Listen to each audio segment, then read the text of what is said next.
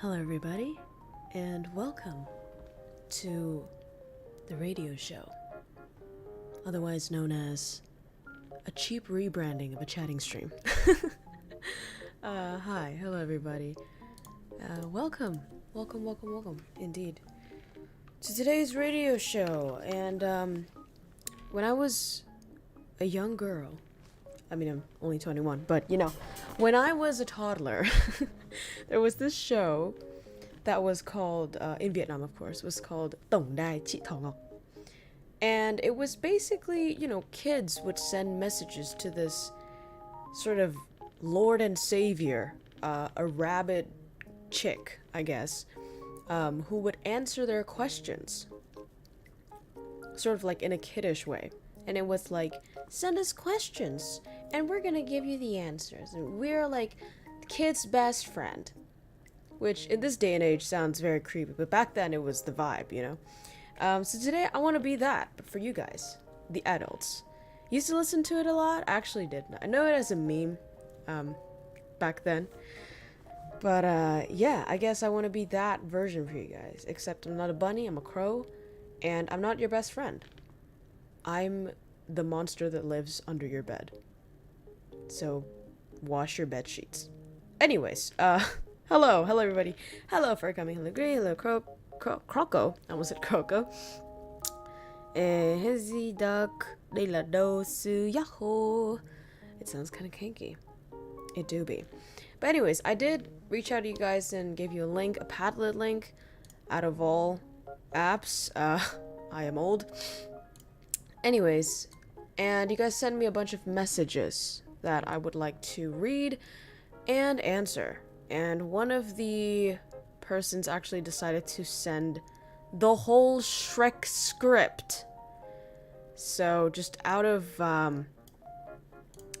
pure goodness, I'm going to delete this post. Because it's really fucking long. Like, what the hell? It was just the Shrek script.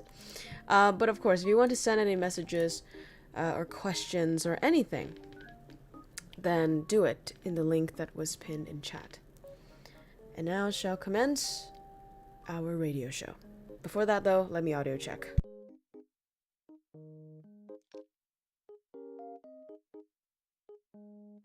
Okay, we're good to go. And let me read the first message. Passer. Things about how to deal with students. So Passer said, I'm now a stuff in school. He is a stuff. That's something you hear every day, of course. He's a stuff in school, and some kid called me a sir. But I don't know how to tell them that I'm not a teacher, just a thing close to that. I have no idea what you're talking about. Any idea for it. Okay. I guess there's like some stories that I know that relates to that.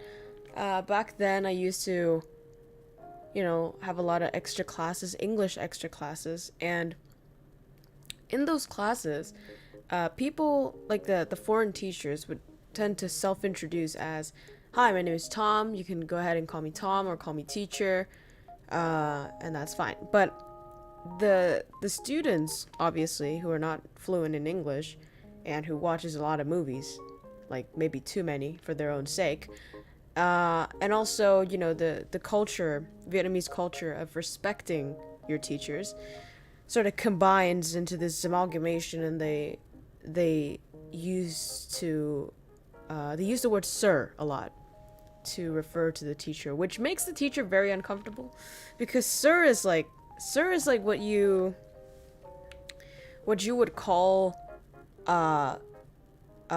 like a aristocrat back then, right? Or like a hotel clerk would call a customer or something. It's not what a student should call it a teacher. But I do know every now and then there was like a English teacher who loves being called sir. Like he has a sense of power when a child who's not fluent in English calls him sir.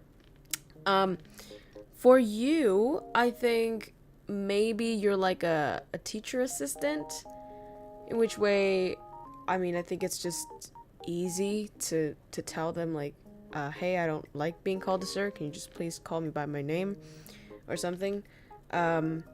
It's quite a straightforward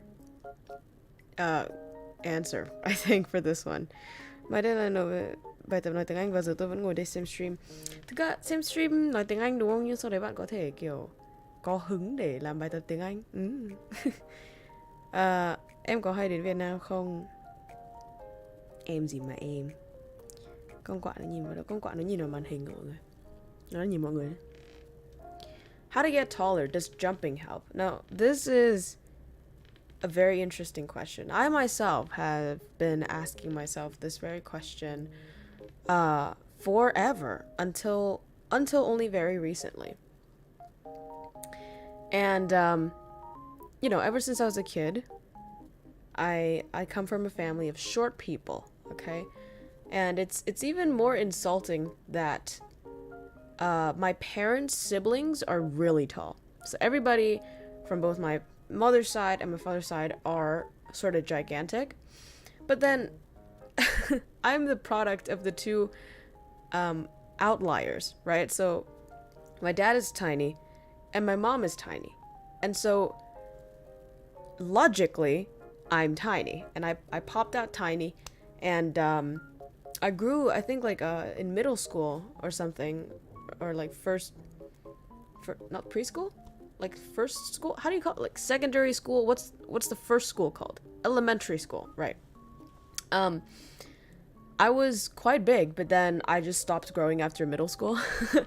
So that was tragic. And I personally never felt bad about being short myself. But the only bad thing about being short are the aunts and uncles who are really annoying and really rude and just tell you to do stuff that you already do, that they think supposedly fixes your genes, but they don't. So it's like, they'd be saying stuff like, you gotta drink milk, bro. You don't drink milk.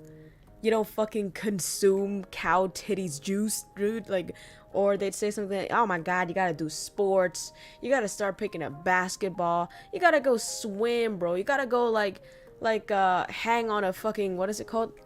Those little bars things that like stretches your spines or whatever. Like, you gotta start doing that. You gotta do something about your disability of being vertically challenged. And I, for one, disagree with that because I'm the person who did all of that and stayed short.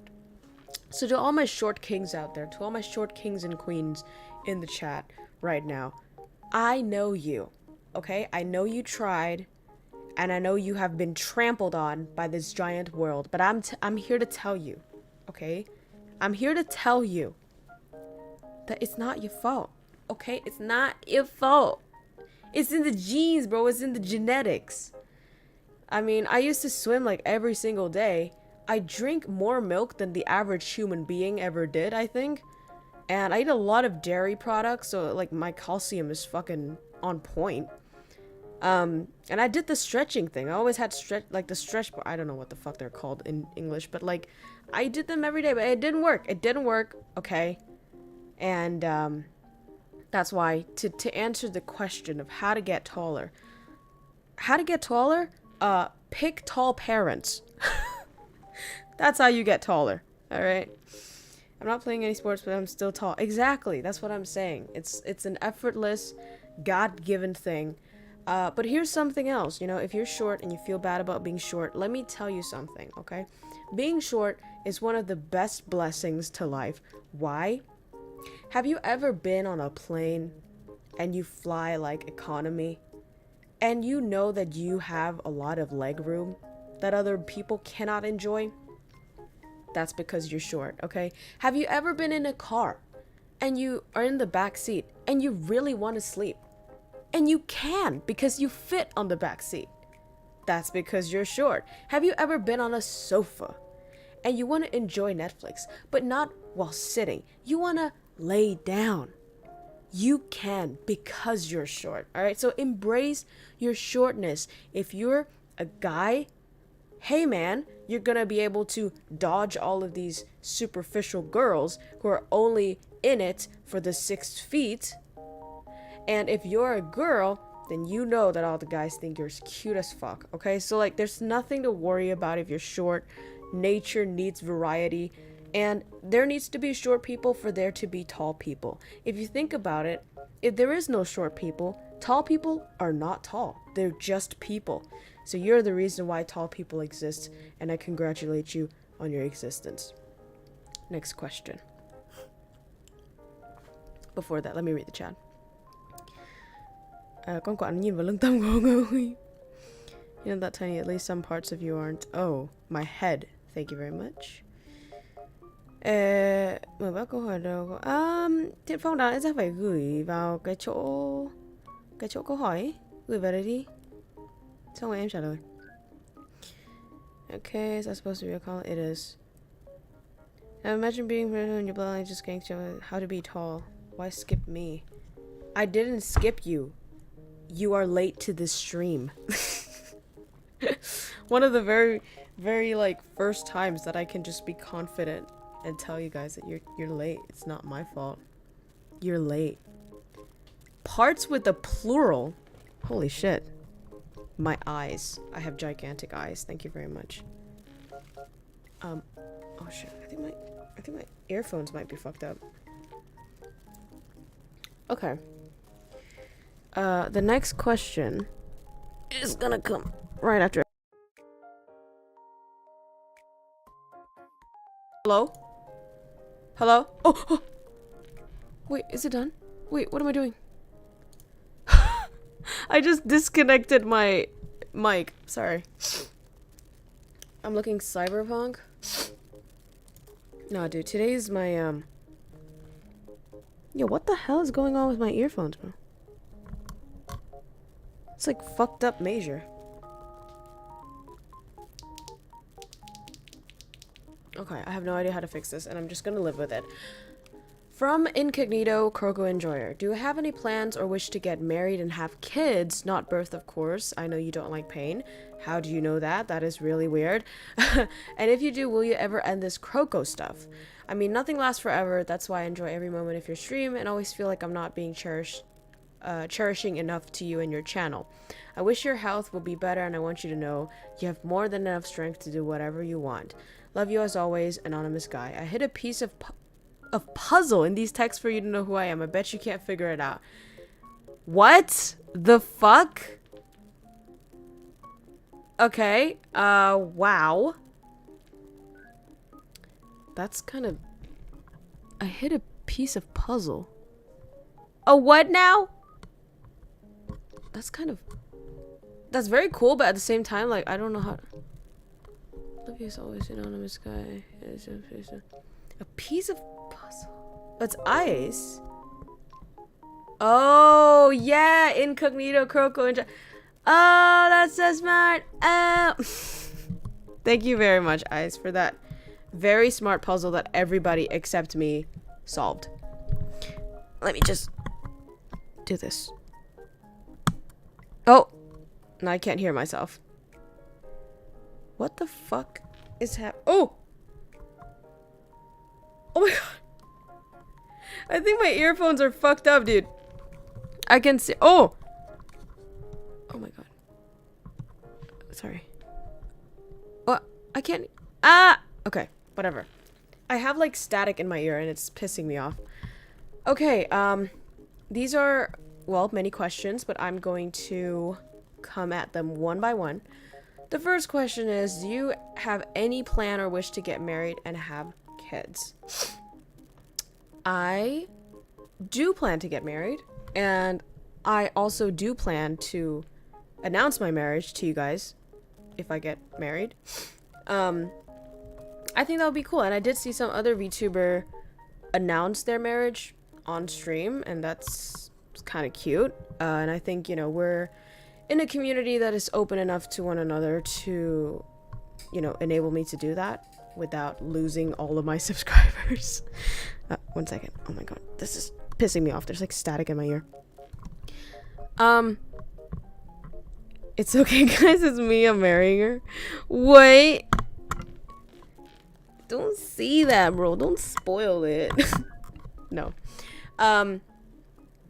Also, yeah, I do plan to get married, but I don't plan like an age to get married at. You know, I don't do this thing where it's like, it's my plan to be married at like 25 or whatever. I don't know. And frankly, like, I'm as ready to, well, not as ready, but like as willing to get married at 18 as I am at 30. I think it's not really about like the time that you get married, but with whom you're getting married, you know, and how mature are you when you get married. It's gonna Segs, okay, yes, marriage, married, the end. What? Your philosophy with the tall, short people was actually kind of fire. Lamau, clipping that. Oh my god. Love you and your profile picture. Thank you so much. Tutkoro.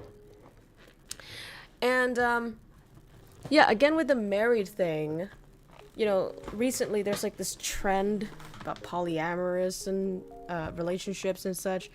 And you know, Andrew Tate's like fucking a lot of bitches and stuff, and I think that's kind of not for me. I was gonna say something negative about it, but I'm just gonna say it's not for me.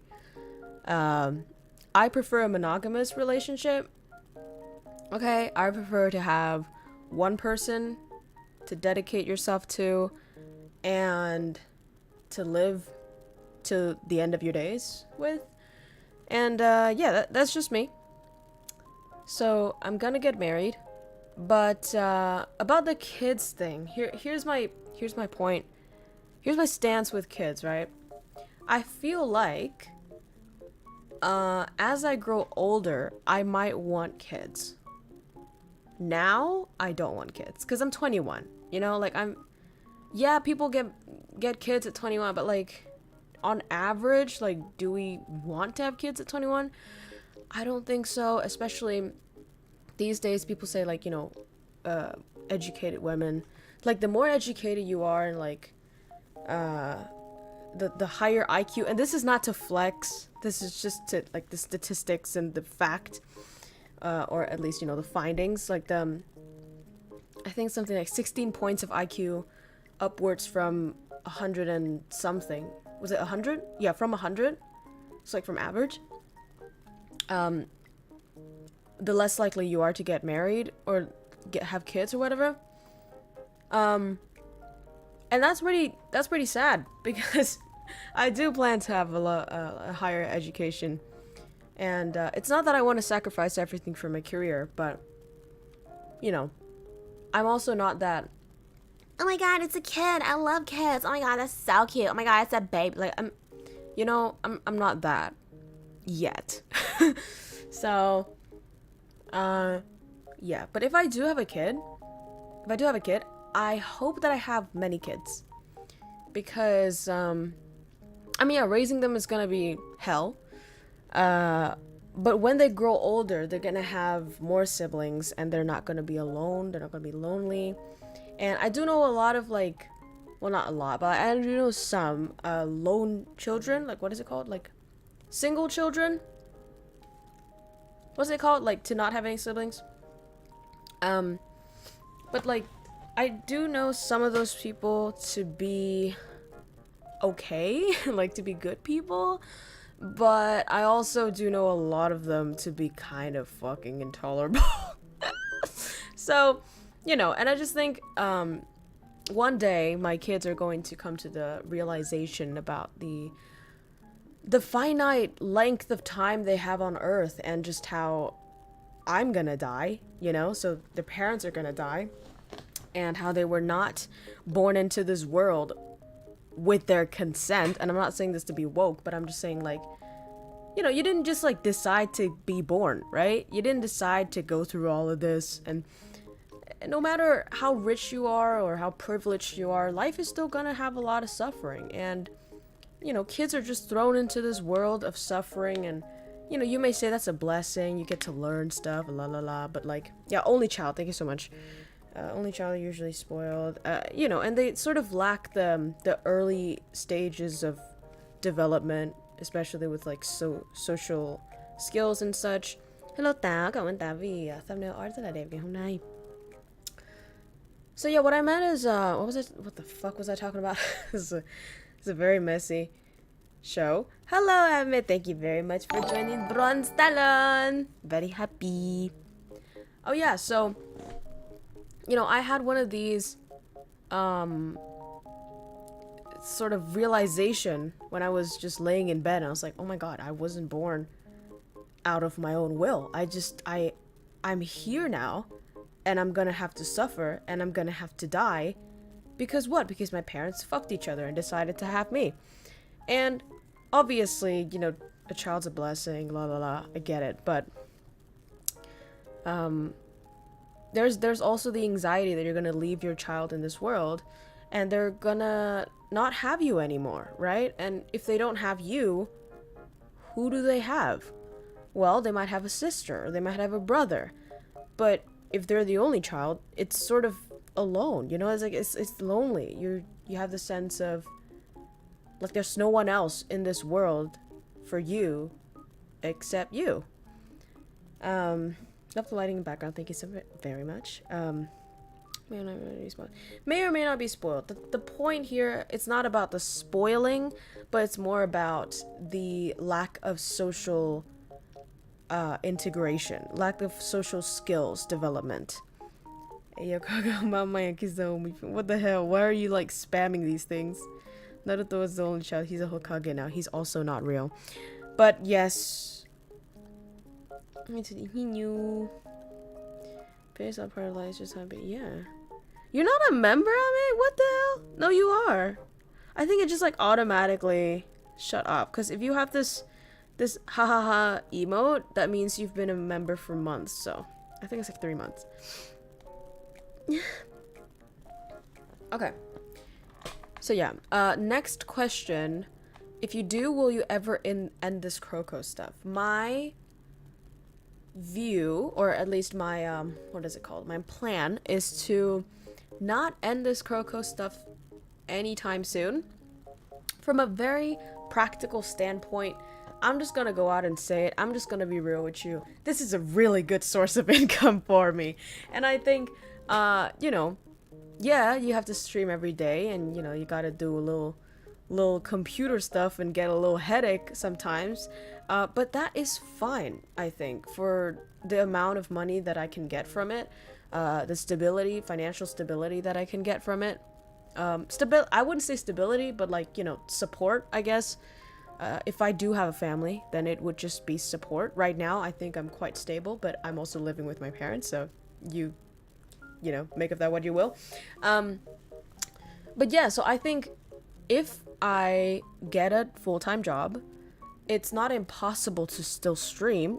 I'm gonna be really tired, but at the end of the day, I might go home at like 6, have dinner and all that, and then maybe at night stream for like an hour, and that still is the status quo. And so I can have a second source of income, and that's gonna my kid's gonna take over my Steven Cup legacy. If it pays the bills, it's worth it. Yeah, it pays the bills, and also it's really fun. Like I'm not gonna be doing this if it's horrible for my mental health, or if it's like, if I'm begrudgingly doing it, then I'm not gonna be doing it. I started this not knowing that it was gonna make money. You can ask Hollow for that. You can ask the first few members of the KROWKO Kingdom. I didn't even know that you can make money out of this, but I think I sort of struck gold. I'm really lucky in that I did something I love and I just happened to be paid for it. Like that's luck, and I do want to keep it going. It's like a hobby, but also it's a job at the same time. So it's perfect. I love it. 1 hour is enough for it. Yeah, I think 1 hour is like, sustainable, doable. Yeah, if you get paid and it's fun, why stop? So I think what he was trying to say here, if you get married and you have kids, I mean, yeah, if I have kids, that might add to the equation a little bit more, but in my sort of view, especially with content these days, you can basically make content out of anything, you know what I mean? I'm not gonna make content of my baby, that's weird, but I mean, I can make like a stream about, advice for mothers, or like, my life as a mother now, or I'm gonna talk to you guys. I mean, you guys are gonna be as old as me, right? So you're also going to become parents. We can talk to each other in chat streams. Like, it's fun. There's always going to be a type of content to be made at any point. So I think it's fine. I think I'm going to manage it. And even if, I have less time to do gaming and stuff, then streaming will be like my escape, right? It's like, work all the time during the day, and then I gotta take care of kids. But at night, I have some lone time. I just want to fucking click some heads in Valorant, I could be the cool mom who plays FPS games. But yeah, and if you guys are worried about, my partner being sort of displeased with me being a VTuber, I think to that sort of point, one of the things that I'm quite okay with, I'm quite not really proud of, but just like I don't know, like I try not to do, I try not to do like the okay, we make sexual jokes, okay? Let me just say that. Alright. We do make sexual jokes, okay? And we do have the titties on the screen.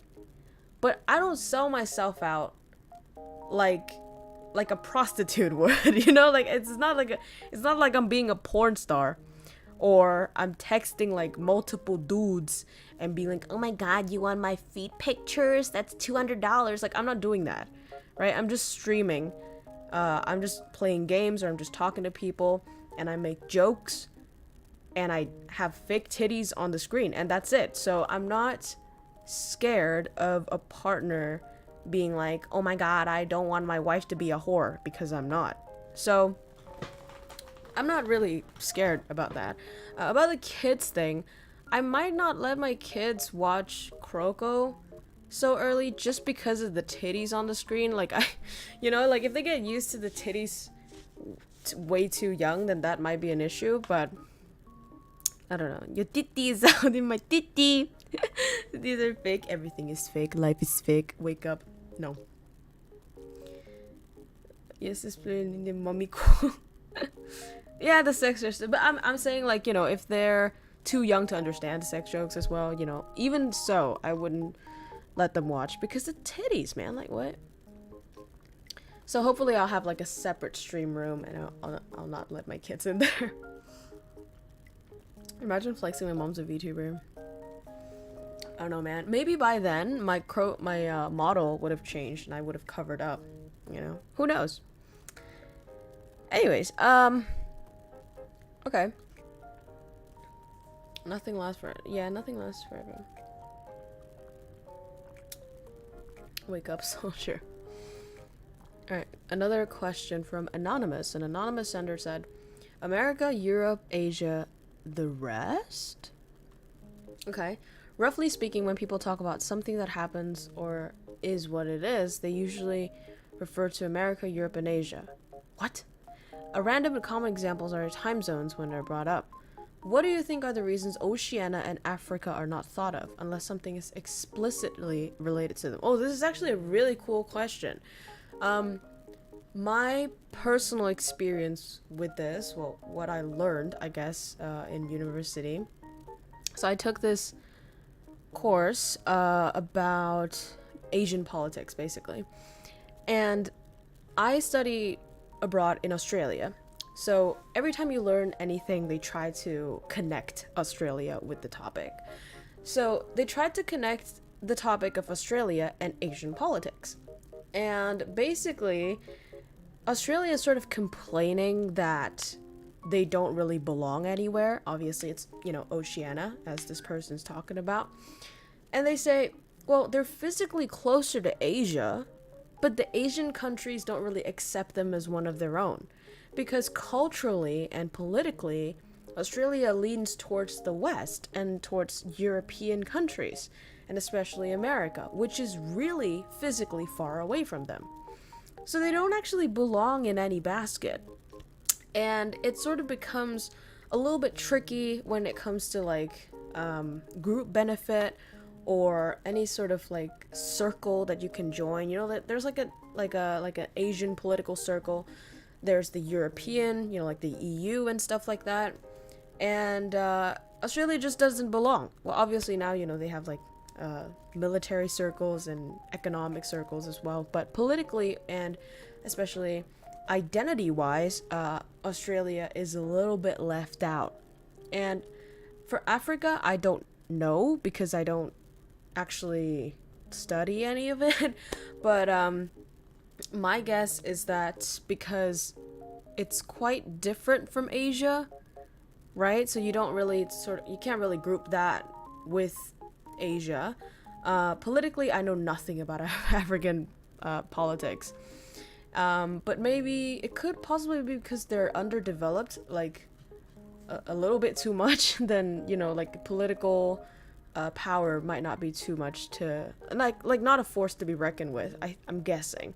I know nothing about African politics, just to reinstate. So yeah, those are just my guesses, but possibly. And I also don't like to talk politics on this channel, but that's my guess. Okay. Alright, Ice is asking another question. Thank you so much. He said, let's cut to the chase. What do you hate people to chat about the most? I want to know your limit of things to and not to chat so I can prevent myself and others from taking it too far. He's acting like a mod right now. That's kind of perfect.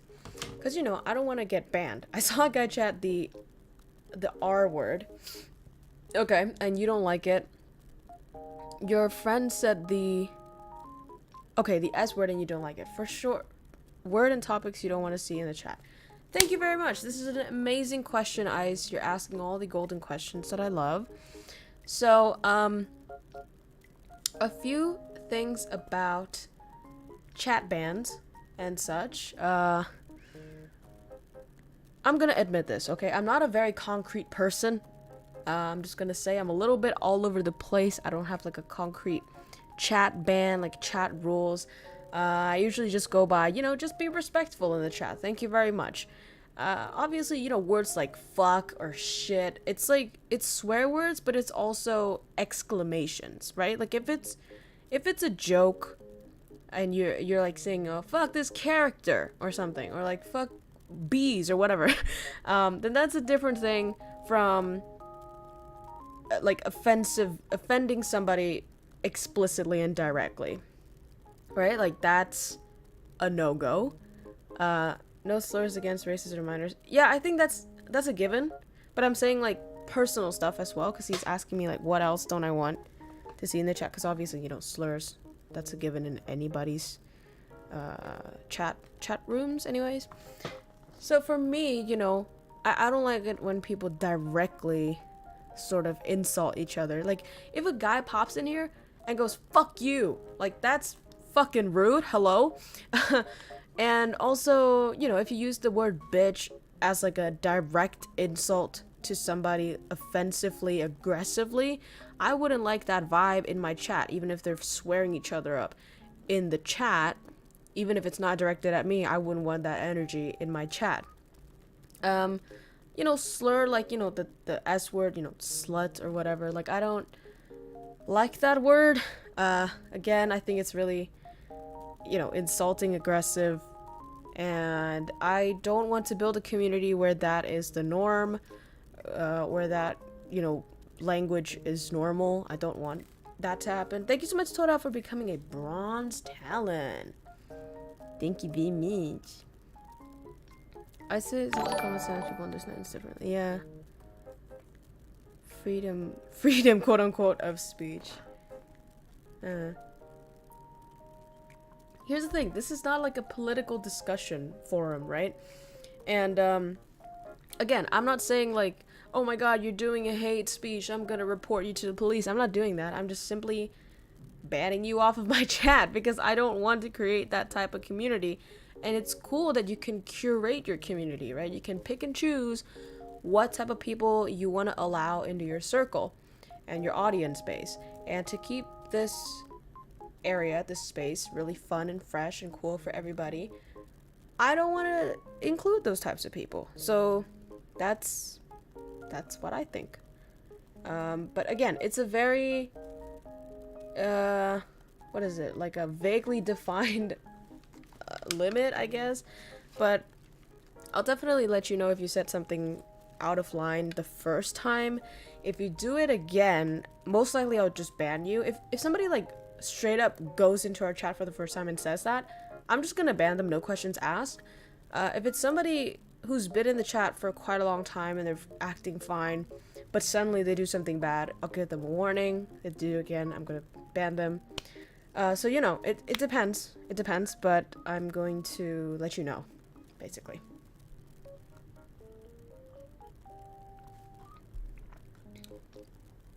Okay. I'm gonna answer all the questions first and then go back to the stories because I'm scared I won't have enough voice, like enough throat strength to go on all this. Okay, the tortoise asks, this is a question for you, KROWKO, and I guess for the chat as well. What is the one thing you value most in a person? I want everybody in the chat to also put down their answer, and it would be great if you can put it in one word. That would be nice, or like a very, very short sentence. So, me, 23-year-old man with no girlfriend, play video games 7 hours a day, best life. You do whatever you want, man. Okay, people are adding a lot of the background stunning. Thank you very much. You're stunning. Okay. I'm seeing honesty, patience, communication, personalities, love, okay, loyalty, honesty, Star Wars figures, yes. Personality. Cool. Okay, so those are quite based answers. Me, I have to agree with Gree and Man A, Man B as well, and KROWKO, because I really want honesty in a person. Like, yeah, that's it. Like, you don't even have to be nice to me. Obviously, don't be too rude, because I would not associate with rude people. Like overly aggressive people, I don't like that. But yeah, if you don't sort of do all of that and then you're just honest, then you're already kind of good in my books, you know. But if a person has a lot of good traits, it's like, you know, they're pretty, they're cute, like they have a lot of talents, they're hardworking and all that, but they lie, dude. Like if they're like a chronic liar and they just sort of deceive people about everything, then no, why would I ever want to fuck with that type of person? Yes, definitely honesty for sure. Like, dude, even if you're kind of a little bit stupid, okay? Even if you're a little bit dumb in the bum, you know, even if you're like not the best to the eyes, you know, you're a little fugly. That's fine. That's fine by me. Like, if you're honest, then we can vibe, okay? But if like, you know, you're the cutest, biggest ass model ever, and like you're rich as fuck, you know, just out here being a billionaire and all that, and just like lavishing me and all that, but you lie, bye Felicia, get out, get kicked. So yeah, honesty. You're the important soul, that's true. Glad y'all hate NCR. No NTR, please. Everyone's saying no NTR. Yeah.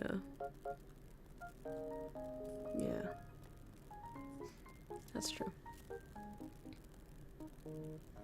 Okay, so here's a bit of a dark one, alright? Let's read this one together. Let's hold each other's hand and read this one together. I want to commit unalive myself. Oh, trigger warning. This person talks about committing sewer slide. Okay, it's not like that. It's a bit dark reading the title, but it's not like that. I don't feel like doing anything. No motivation, no dream, no talent. I live by the style of do what you want in life, but there's nothing that I truly like. I made a promise to myself when I was 18 that if I can't find stuff, like anything to do or reason to live by 30, I will do non-living stuff.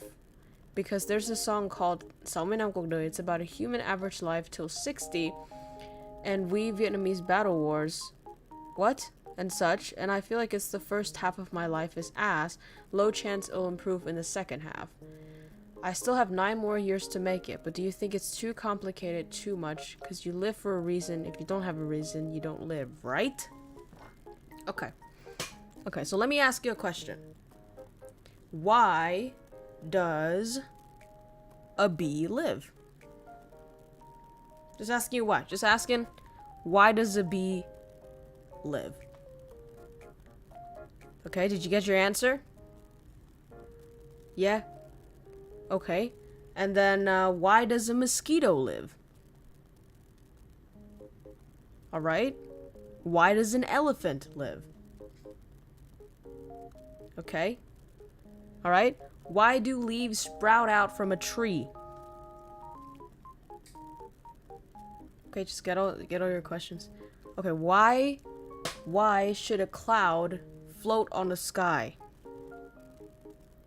Just why? Okay.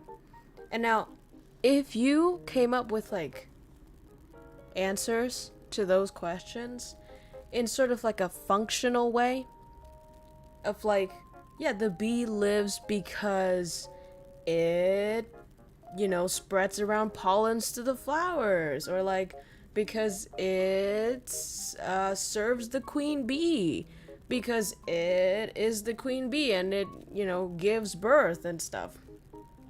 That's not why a bee lives. That's what a bee does. It's not why it lives. Right? Right? Did we just literally make that mistake? It's what a bee does.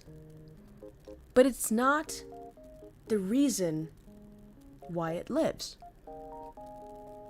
Who knows why a bee lives? Nobody knows. I don't think the bee even fucking knows. Granted, bees don't know anything. But that's what's funny about us, is that we take our service to society, our practical function, and make that our reason to live. And the reason we use to justify our existence, right?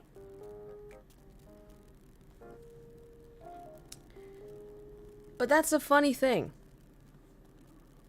Because that's what you decided to be true. Nobody told you. Nobody, like, no, there's no way for you to know exactly, with no shadow of a doubt, that the reason why you live is the thing you do. Right? You just sort of assume that, looking around at society or hearing what other people say. You're just sort of like, yeah, that's it. That's definitely my reason to live. Now, if I don't have any motivation, if I don't have any dreams, if I don't have any talent, and if the reason to live is shown through service to society and function, then that must clearly mean that I have no reason to live. Right? I think that's like your line of logic right there. But that's our assumption. Right? That's just one way of thinking about it. And again, there are many answers in the chat about, no, this is the purpose to live. This is the reason to live. But again, yes, it's all personal. It's what you decide it to be. Now, do you have to decide on a reason to live? I actually don't think so.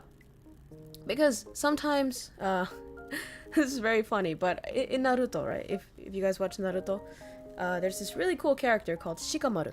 And Shikamaru is a really smart man. He is the smartest dude in the Naruto universe, roughly speaking. And one of his hobbies is laying down on the ground and looking up at the clouds. I didn't understand that at first, right? I was like, this is fucking dumb. Like, what is he? Are they trying to, like, you know, just add a quirk so that he becomes a weird, lazy character or whatever? But I started to do that myself when I was in Australia. And I was thinking, like, what is the meaning of this? And something that I personally got out of it is when you look up at clouds, you realize that they don't really have a destination. Okay? They don't really sort of purposely do what they do. They don't purposely create rain.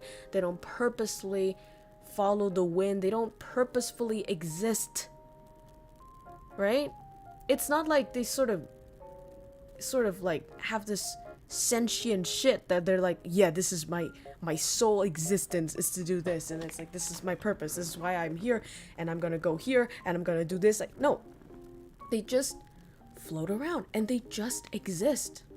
And as with all things around you, when you look at it, you might say, oh yeah, the mosquito, you know, survives, the mosquito lives because it's food for the frogs. Like, no, it just exists. It just exist.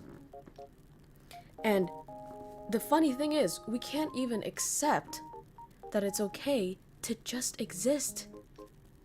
You know what I mean? And when you realize that everything just exists just because, and when you realize, hey, it's okay for me to exist just because, then you're gonna be so free, dude, and you're gonna realize, hey, there's no pressure. There really isn't any pressure. Things are just the way they are because they are the way they are. And I know that sounds very cliche, but the more you think about it, the more you realize that's the most freeing way to think about it. It is what it is. Yeah, it's so funny because that meme quote is actually so right. Sometimes it's not necessary to look for like a purpose or a function or anything. Would you tell a bee to be like, hey man, you're kind of fucking useless, so I think you should die? Or would you go to someone, like maybe your friend, right? Go to your friend and be like, hey man, I think you're not actually gonna do anything great in the world, so I think you kind of should die. Like, you don't have any reason to live, you know? Like, your function is sort of minuscule. I think you should die. Like, would you say that? Or, like, how about your dog? What does your dog do? What is the purpose of your dog?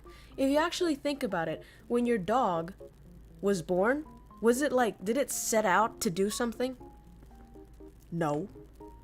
Okay, does society place, like, a burden on your dog to do something? No.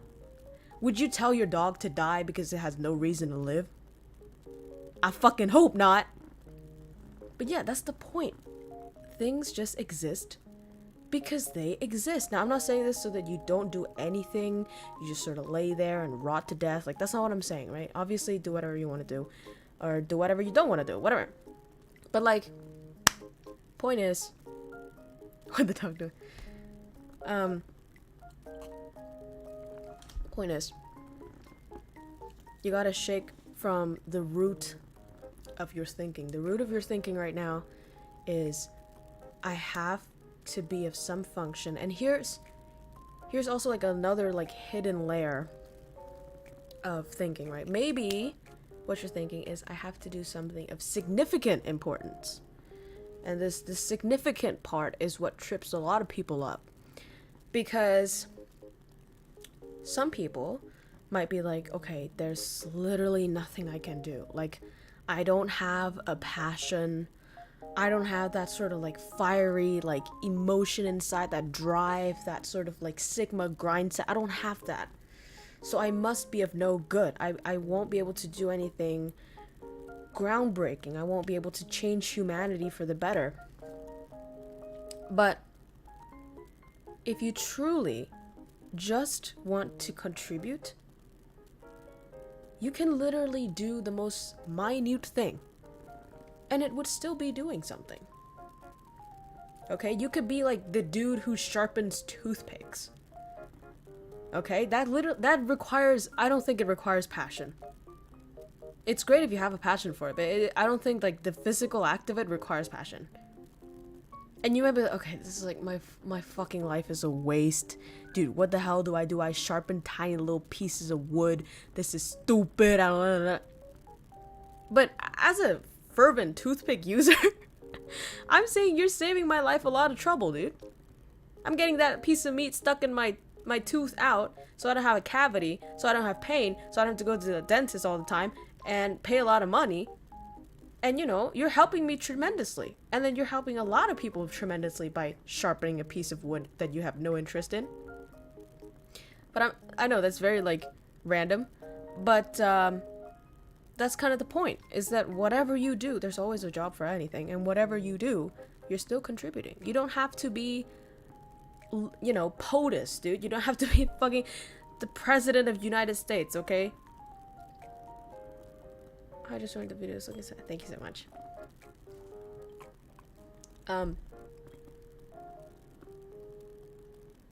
If you truly don't like anything, just do something that you can do. If you can't do what you like to do something you can do. Okay? And yeah, don't try to justify your existence on just your function. Would you tell someone who's like in a coma, can't move, like you know, someone who's like paralyzed, entire body just paralyzed, would you tell him like, hey man, you have no reason, I think you should die? You know, like if he's still full of life and he still wants to live, would you be like, you actually have no reason to live, I think you should just end it, man? But like, you know, he's still a very lively guy, he's still like loving life and loving existence. Why, you know, so why would you say that to yourself?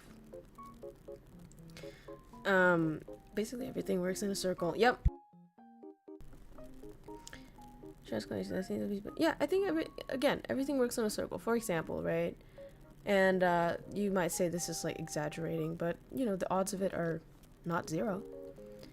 It's like, you know, if you just scrub toilets for a living, you literally just take like this little thing and then you scrub the toilet in like a shopping center or whatever, even like in a cafe, whatever, right? And then you know, you do your job well and nothing really happens, and you're just like, well, this is my life and it's boring and monotonous and I get paid fuck all, and I have no social status, I have nothing to be proud of, and my job is boring and stupid and I hate this.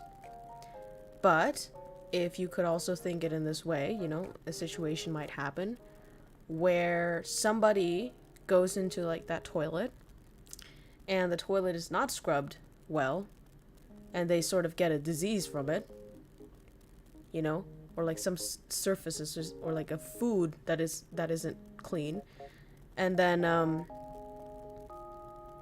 you know, they get poisoned, they get this sort of disease, and then it takes about a few days to rest, and in that few days they have to stay off of work, and so they miss some of those productive days of work, and then other people have to care for them, so those other people miss family time, and then those people, you know, like, do you understand what I mean? Like, and then that company sort of has to be short-staffed and they're you know, on their deadlines, and then like their customers also have all of their deadlines pushed back. And do you see like the butterfly effect that I'm trying to like talk to you about? So you can never know the influence of the work you're doing. You can never know the extent to which you're contributing to society. Okay? So do what you can and be proud of it, be confident of it, do it well, do it responsibly. And that's the best thing you can do. Okay? Rest assured. Okay. Found you in real life. Just kidding, I did not. But I wanted to ask if I accidentally found you and ask, hey, are you Crow? Maybe if I saw your dogs or heard your voice, will you say yes or no? If I'm not a stalker and will not creep you out 100%. This is a very amazing question. I really wanted to address this before, and I never sort of remember to. Thank you to the 40 people watching this stream right now. You guys are amazing. But if you ever find me in real life, which I understand is a risk because I publicized the pictures of my dogs, and I'm someone who walk my dogs on the daily basis, and you know the city I live in, okay? And then if you're a creepy stalker, you might know from the pictures of my dogs where I usually walk. And so in the event, even if you accidentally see me, right? In the event that you see me, the number one thing that I would like you to do, the number one thing that I would literally love you to do, is to ignore me. That's what I truly want. That's what I really, really hope for from the bottom of my heart. I hope you do. Is just to ignore me. Okay? Just to live life as you normally would and don't look at me. That's what I would like you to do. Because if I were somebody who wanted everybody to look at them, I would have put my face up here. You know, I would have just showed you how I look like and where my home address is and all of that. But I am not. What I want to do is, you know, to be able to talk to you guys here behind this avatar and live a normal private life in the comfort of my own anonymity in real life. Yeah, that's what I don't want you to do. Yeah.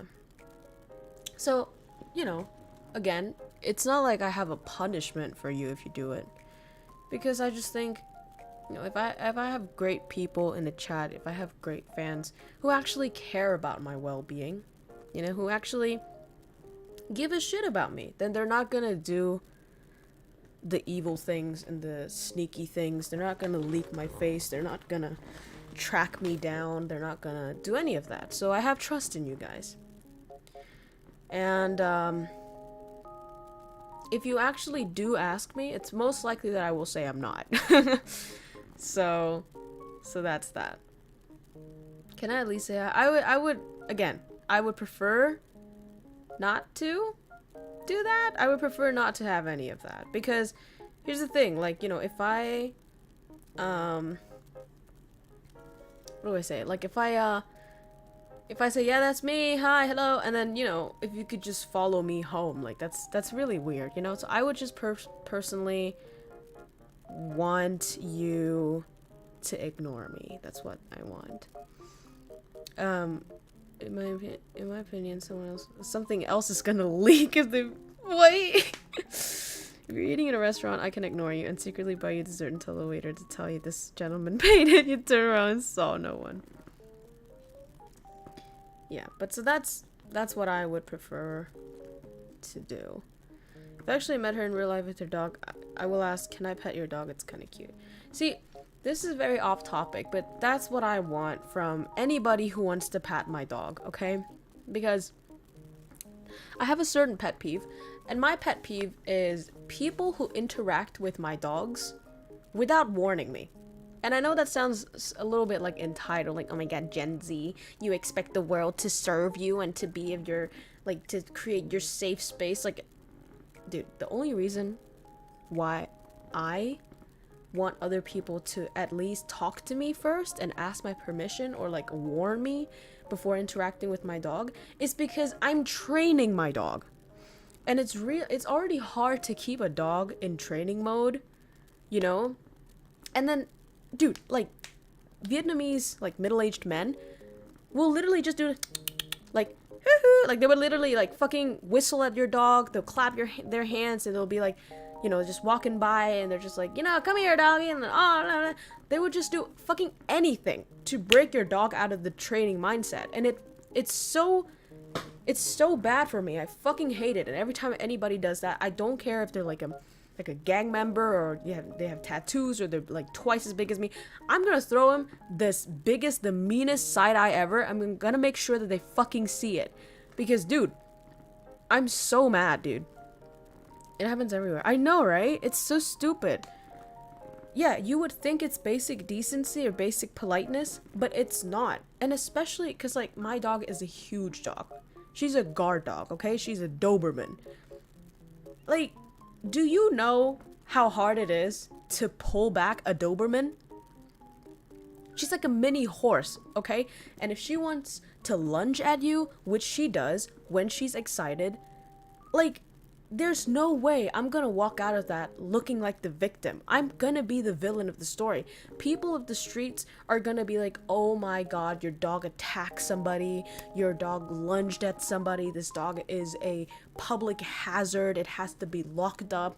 And then people swear at me, people scold me, people look at me with mean eyes just because some fucking dude was like trying to get lunged at. Like, what?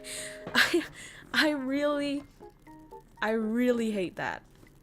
And then what more that I hate is letting two dogs interact without talking to the owner first. Because as you know, many dogs are reactive. What does that mean? They bite at other dogs. They bark at other dogs. Some dogs are overly excited. For example, my Doberman. She's an angel on the walk, okay? She's amazing with people. She's amazing with, like, everything. Amazing. Traffic, walking next to me, everything. She's perfect. But she has an issue with small dogs. When she sees, or, well, not with other dogs, basically. When she sees another dog, she gets really hyped. She gets really excited. She wants to play. But according to the rules, the Vietnamese rules that literally nobody but me follow, you gotta put a muzzle on your dog. I put a muzzle on Gary, and I have her leashed. That means she's restricted, she cannot play as she wishes, and she gets frustrated. So she lunges, and she gets really, like, hyper when she sees another dog. The dumbest move for anybody to do is to push their dog even further to interact with Gary. I don't understand, like, the sort of brain function that you have to lack to do that. And everybody with the dog has done this to me. The only exception was like 2 people, and I still remember them so fondly in my mind, even though I've forgotten their faces, but like in my heart they live, okay? Because that is responsible dog ownership. If you see a dog who is like fucking pulling its owner to get to you, bring your dog away from the dog. Okay? It's like, dude, do the owner a favor. This is to all of you guys who own dogs. If you have a dog, it's really well behaved, you know it's not going to bite the other dog, great. But that doesn't mean that other people will want to greet your dog, okay? If you see a dog, you see an owner, if they pull back a little bit, or if the dog is being hyper, don't give the owner the headache of trying to control their dog when your dog is free to greet the dog and the other dog is clearly reactive. Okay? I'm so passionate about that. Gary is trained, can't you tell her to sit and she will sit? That's the issue. She is amazing at every type of training, but when she sees another dog, all that training goes out of the window and she doesn't listen. The only thing she listens to when there's another dog is maybe the go command, meaning like get out of here, but I will have to pull her, and I'm a tiny human being, okay? I'm 45 kilograms, maybe 43 now.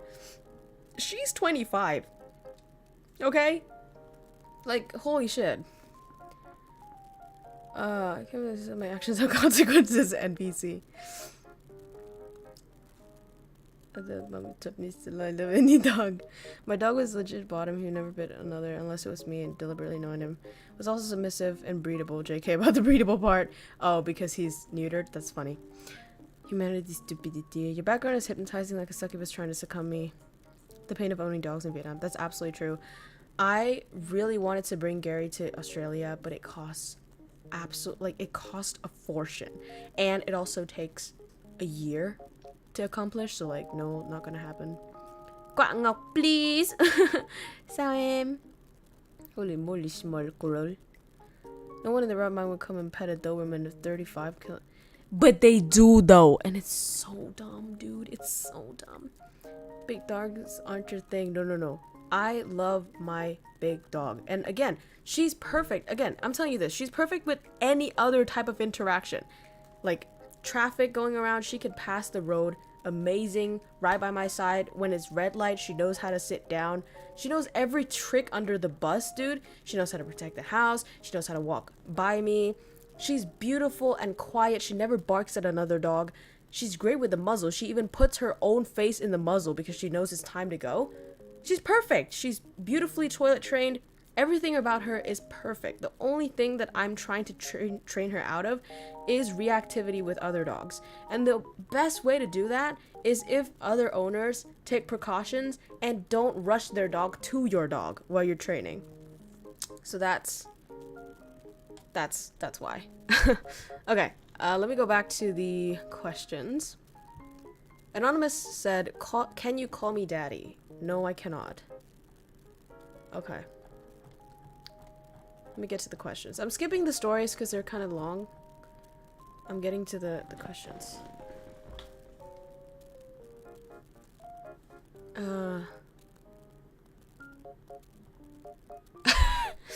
Food for thought. I love the picture on this one. If you were, theoretically, able to go back in time and give yourself from 10 years ago a piece of advice, what would it be? That is a very beautiful question, and I'm going to answer it right now. So 10 years ago, I was 12. No, I was 11. At 11, I think, I was about to enter middle school. My advice? I mean, did I even regret anything back then?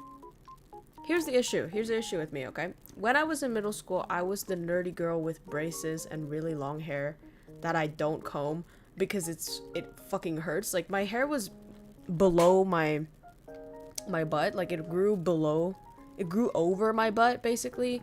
So technically, like, 2/3 of my body was hair. 2/3 of my body length, that was my hair. So that was a pain in the ass. So all I did was like put my hair up in a ponytail every single day, and I would hate myself for being fat, but I didn't know back then. So I was just like, I would wear like this winter coat during the summers to like hide my fat arms. So I was just, nerdy. And but the point here, the funny thing here though, is that I didn't know that I was nerdy. I didn't know that I was the ugly duckling, and I didn't know that people were looking at me as the nerdy ugly duckling. Okay? And I mean, I knew there was like these playboys and playgirls in the school, and then I wasn't one of the quote unquote cool ones that smoke and stuff. Like, that wasn't me, and I understood that, but I didn't know that that anybody talked behind my back, or that I was the odd one out or anything. I was actually quite confident about myself back then. So it's not like I'm gonna go back and be like, oh my god, like, poor girl, you're good, you're not, like, because that's what I thought of myself back then as well. Let me see. What would I say to her? I guess I wouldn't give her advice, would I? What did I actually didn't regret anything. I wouldn't give her advice, but I guess I'd give her encouragement, because, sometimes it can get a little bit scary to walk on a path and you're like, oh my god, is this the right way? Like, what am I gonna become? La-di-da-da. And obviously I'm not at a place in my life where I'm stable, like 30 or something, or 40, where I can indefinitely say, like, you're gonna be fine, you're gonna have this many kids, whatever. But I'm gonna tell her, like, dude, like, you're cool, love what you're doing, thank you for doing all that, because that's the only reason why I exist today. Keep doing what you're doing, and also you're gonna be great, and life is actually gonna get better. And the funny thing that one thing the adults say that I have truly disproved is they said, every time I'm in any stage of life, right, they're gonna say, this is the best stage of your life, dude. This is when you're the happiest, you're the most free, you're the most blah, blah, blah. You gotta enjoy it, because this is the best stage of your life. I wish I can go back to your age. And I fell for that at first, and I was like, okay, probably. But then, like, I got to the next stage, and they said the same thing, and I was like, did you sort of say that about, like, when I was younger? And then I was like, okay, fine, maybe this stage is also good, but, like, the next one won't.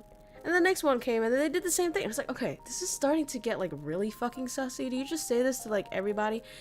And then I realized that whatever stage you're at, people are gonna say that to you, okay? So the funny thing is, when I realized that any stage you're at is fucking amazing, and it has its own perks, right? Because when you're young, yeah, sure, you have fewer responsibilities, but you don't know that. You don't know what the fuck responsibilities are. And it's like a person who cannot feel pain. If you cannot feel pain, you can't feel the pleasure of not having pain, because you don't know what the fuck pain is, right? So that's the point. And then if you're a little bit older, like, yeah, you gotta work, but you have money. You can buy whatever the fuck you want. You can have any experience that you want, that you can afford. And you can go to any bars. You can fuck yourself up and then pick yourself up again. And then people respect you more. People don't think that you're a dumb bitch whose brain is underdeveloped. There's many perks to many things. If you're old, you don't have responsibilities anymore. Hey, you don't gotta go to work. You can just fuck around, just be at the parks and eat whatever you want to. It's like, any stage of life is good, is great, and you just gotta look forward to the next one. So don't feel like, oh my god, I'm not enjoying this stage, am I wasting my life? No, okay? So true. Crow spitting facts, y'all know it. Let me read some of the comments. There's something that you should generally know about. That's true. Hair reaching ass equals pain in the ass. Long hairs. Dude, when I had hair to my ass, I would frequently find hair in my ass. It's like, when you go to the toilet and the hair, like, gets into your... It's very disturbing, and I don't like it. I think nerdy quiet girl... I was not the nerdy quiet girl. I was the nerdy loud girl. Okay, so I was not popular. But I was known throughout the school for my English abilities, so I'm good with that. Fat kid with monk hair shippers. Yeah. You have a fever, dude. Get well soon. This is the best way to ask you miss the station. Yeah, that is absolutely stupid, dude. And it's the same thing. Oh, dude, if you're a student, I'm telling you this. Your parents are lying to you, okay? My parents told me after elementary school, dude, elementary school was hard, right? But in secondary school, things are gonna chill out. You're gonna be fine, dude. Like, don't even worry. I was like, okay, damn, that's pretty cool. Went to secondary school. It was a little bit more stressful. So I was like, okay. Maybe I was just the odds one out. And the mom was like, okay, dude, secondary school is like the stressful stuff, but like high school, dude, nobody studies, dude. And I was like, okay, finally I can catch a break. High school, studied like a bitch. Okay, what? And she was like, okay, dude, trust this time. Source, trust me, bro. When you pass that high school like graduation test and you go to college, dude, nobody studies, dude. And I was like, okay, it has to be right this time. It has to be. Like, maybe the first 3 chunks were like, the same. It was like, elementary school, secondary, high school. It was like connected. But college is a whole different thing. People chill, people smoke weed, ain't nobody study. That's cool. I want to go in. Got into college. The most stressful piece of shit ever. Yo, what? And literally, I told that to my mom. I was like, bro, you be false advertising. Like, I want a fucking refund because this shit is not chill, okay? Nobody smokes weed, everybody studies, and I'm stressed the fuck out. And so my mom was like, okay, but really though, if you finish college though, and you get a master's degree, bro, nobody studies, bro. And I was like, shut the mom, no, you sold me this lie for too long. I ain't listening to your fucking bullshit no more. So yeah, your parents are lying to you. Don't trust them for anything. Next question. Actually, before I get to the next question, I really want to pee right now. I'm not gonna pee myself yet. So I'm gonna yeet to the bathroom. You guys can stay here, talk to each other in the chat or whatever. See ya.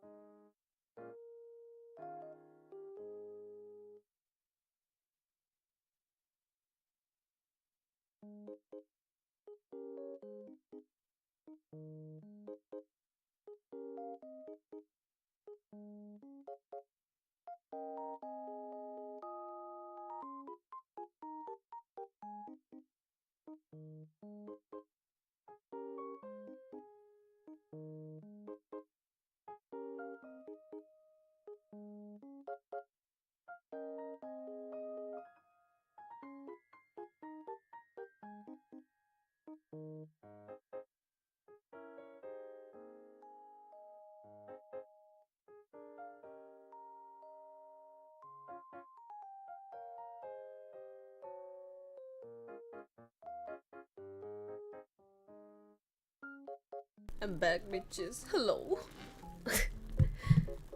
hello. How y'all doing?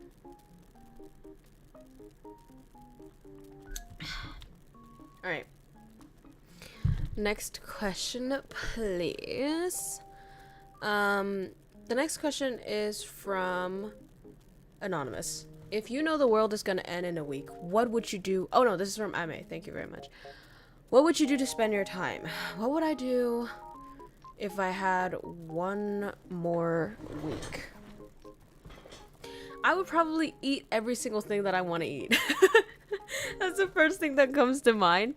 It's like, you know, I want to eat fast food, but it's like, I gotta live long, dude. Like, I don't want fucking diabetes.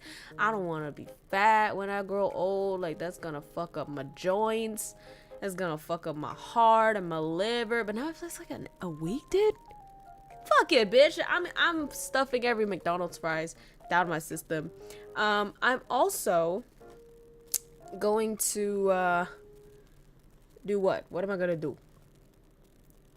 I'm probably gonna get tattooed. I'm gonna get tattooed, dude. I'm gonna get tattooed just once to know what it's like. I'm gonna try every drug in the world. I'm gonna fucking okay, this is starting to sound like a very non-family friendly thing. But you know, I'm just saying, you know, fuck it. If there's no risk, if everything's gonna end and everything's gonna die, like fuck it. Yeah, what else would I do? I don't know. That's about it, really. Tattoo where probably like my arm. I've always thought people with like arm tattoos were pretty cool, and then like hand tattoos, yo, those are really sick. But I'm also scared because hand tattoos are gonna be really painful, so I think like an arm, like an inner arm. Tattoo of what? I don't fucking know. Maybe like my dogs, maybe like the world ending itself. Maybe like some quotes that I like. I don't actually like any quotes. Maybe like a crow. Maybe like you know, random shits. Maybe of KROWKO, dude. I don't fucking know. Like the world's ending. Who gives a damn? I'd do anything. But yeah, of course, I don't think society would work at that point either. But no, if you're the only one who knows, if you are the only one who knows that the world's ending, then like you have infinite power, dude. Okay, next question. Okay, from Thiện Phong. Có bao giờ cô gặp vấn đề với giáo viên thời đi học không? Vì ngày nay tôi nghe khá nhiều drama về nghề nhà giáo hiện nay nên thắc mắc về giáo viên nước ngoài. À, giáo viên nước ngoài. Thực ra thì Crow vẫn học ở Việt Nam cho đến tận cấp 3, đến hết cấp 3. Thì hồi đấy có drama gì về giáo viên không nhỉ? Cũng có khá.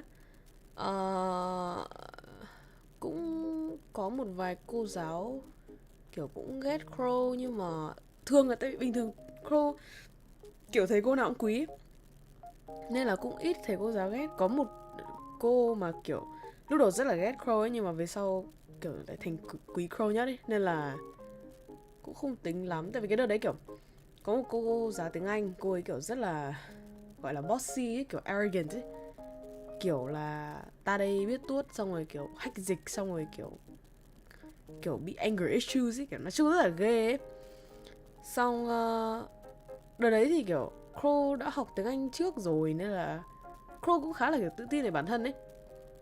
Nên là KROWKO cũng trả lời thôi. Xong rồi cứ lúc nào mà kiểu KROWKO nghĩ là một cái câu nào đấy nó có một cái đáp án khác nữa ấy, thì KROWKO bảo cô ấy. Nhưng mà nói chung hình như còn có mấy cái drama gì đấy. Xong rồi kiểu cô ấy cũng muốn kiểu xử KROWKO trước mặt mọi người để thành kiểu gọi là kiểu thành gương ấy, kiểu như là mày không được gọi là question authority của cô giáo đấy, cái đứa giỏi nhất là bị đập rồi đấy nên không có đứa nào khác dám lên. Nhưng mà xong KROWKO vẫn kiểu kệ rồi vẫn cứ làm thế. Xong về sau kiểu vì làm như thế nhiều nên là xong cô cũng kiểu công nhận, xong lại thành quý nhất nên là cũng không có cái gì ấy lắm.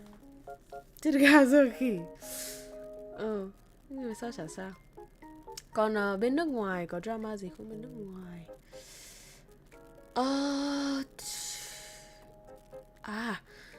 cô có nhớ là một giáo viên nước ngoài, cô sẽ không nói kiểu môn nào ấy, nhưng mà cô đấy khá là kiểu woke ấy.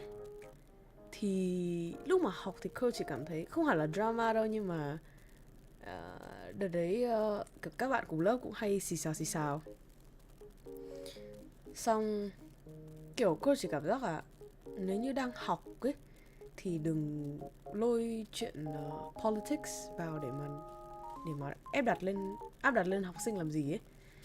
Thì đấy là có mỗi cái đấy thôi, chứ còn những người khác, những giáo viên khác thì cô chỉ có kiểu ấn tượng tốt rồi chứ không có ấn tượng xấu. Okay. What do you prefer, sexy ass or big booba? Big booba for sure for me. But also, like, I've recently found that small boobas have a charm to them. Like, I don't know why. Maybe I'm going back to like the flat era, guys. Maybe my next model will be flat as fuck. So I don't know. I'm kind of like getting sort of desensitized with big boobas, but I'm not sure. No, look at you guys. I'ma be flat beach. No, not flat, but like, you know, like small ones. They're cute. Okay. Game roles.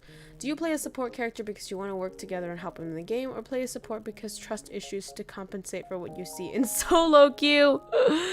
No, I want to play support character. I think, okay, just from a complete guess.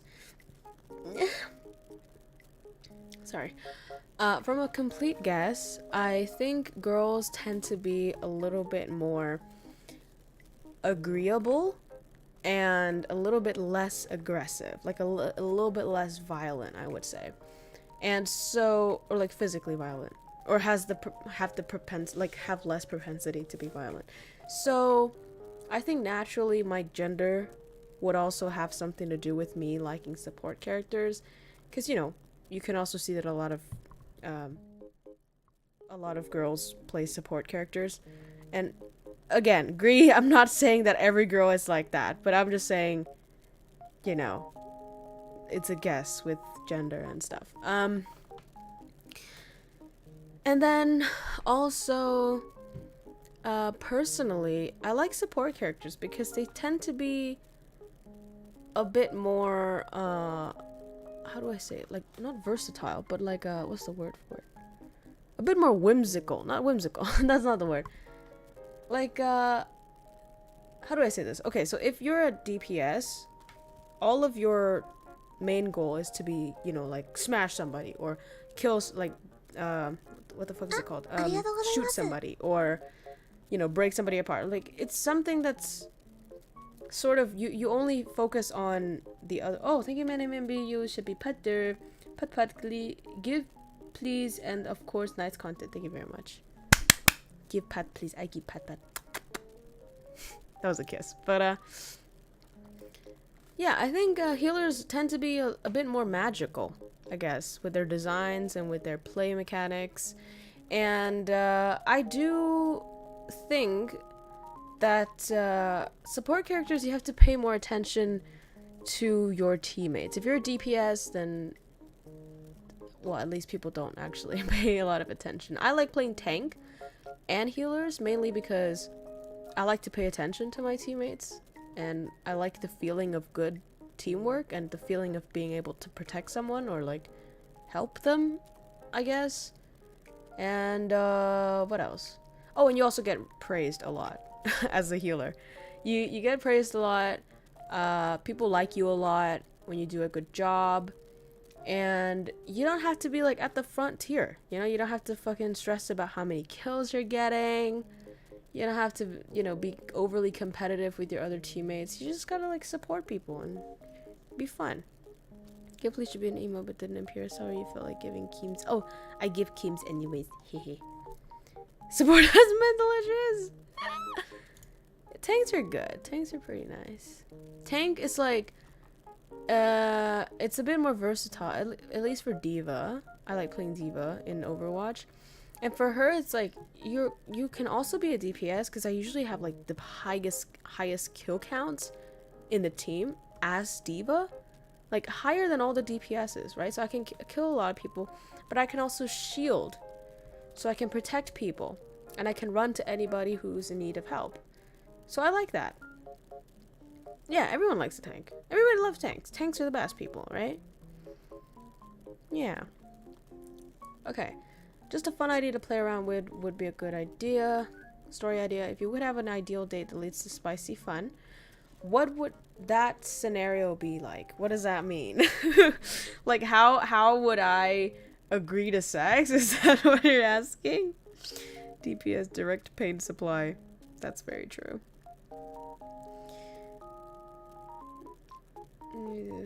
Yeah, that's true, Ice. Being tank is pog. We're playing D&D now. Wait, what does that mean? If you gotta, what would that scenario? As in, you want to know what my ideal date was? Okay. Ideal date. Bro, depends. Is this a first date or like, are we already sort of into each other? If we're already into each other, I'm thinking like a more adventurous sort of date, you know, like going on a picnic or to a farm. Not really like, you know, yeah, to a farm or like a zoo or like a amusement park would be fun, like somewhere far away, you know what I mean? And then just sort of going into any restaurant that you see near the street, just be like, oh, I haven't tried this one, and you're like, yeah, let's go. And then after a while, you know, you might get to a cafe, and the cafe is kind of private, you know, and then you start to like sort of touchy, and it's like, oh damn, you start to get into the mood, you know what I'm saying, but you can't do it at the cafe, so you about to, you know, you get into the hotel. But here's the thing, my thing with hotels, I'm just gonna be honest with y'all, I think like bad hotels or like cheap hotels are so fucking disgusting, and I'm not trying to be high maintenance, but I am. And I seriously, if I were ever to get into a hotel with somebody, I would pray that it's going to be a luxurious hotel, okay? I'm paying extra to have bed sheets without cum stains. Thank you very much. I'm paying extra so that I can be fucked in a good environment, okay? Because that shows respect to my body and my dignity. And I would rather be fucked on silk sheets than somebody else's stains, okay? I'm just telling you. I'm just telling you, dude. I'm paying $2 mil for a night. Yo, for sure, dude. For sure. Let's fucking go. Okay?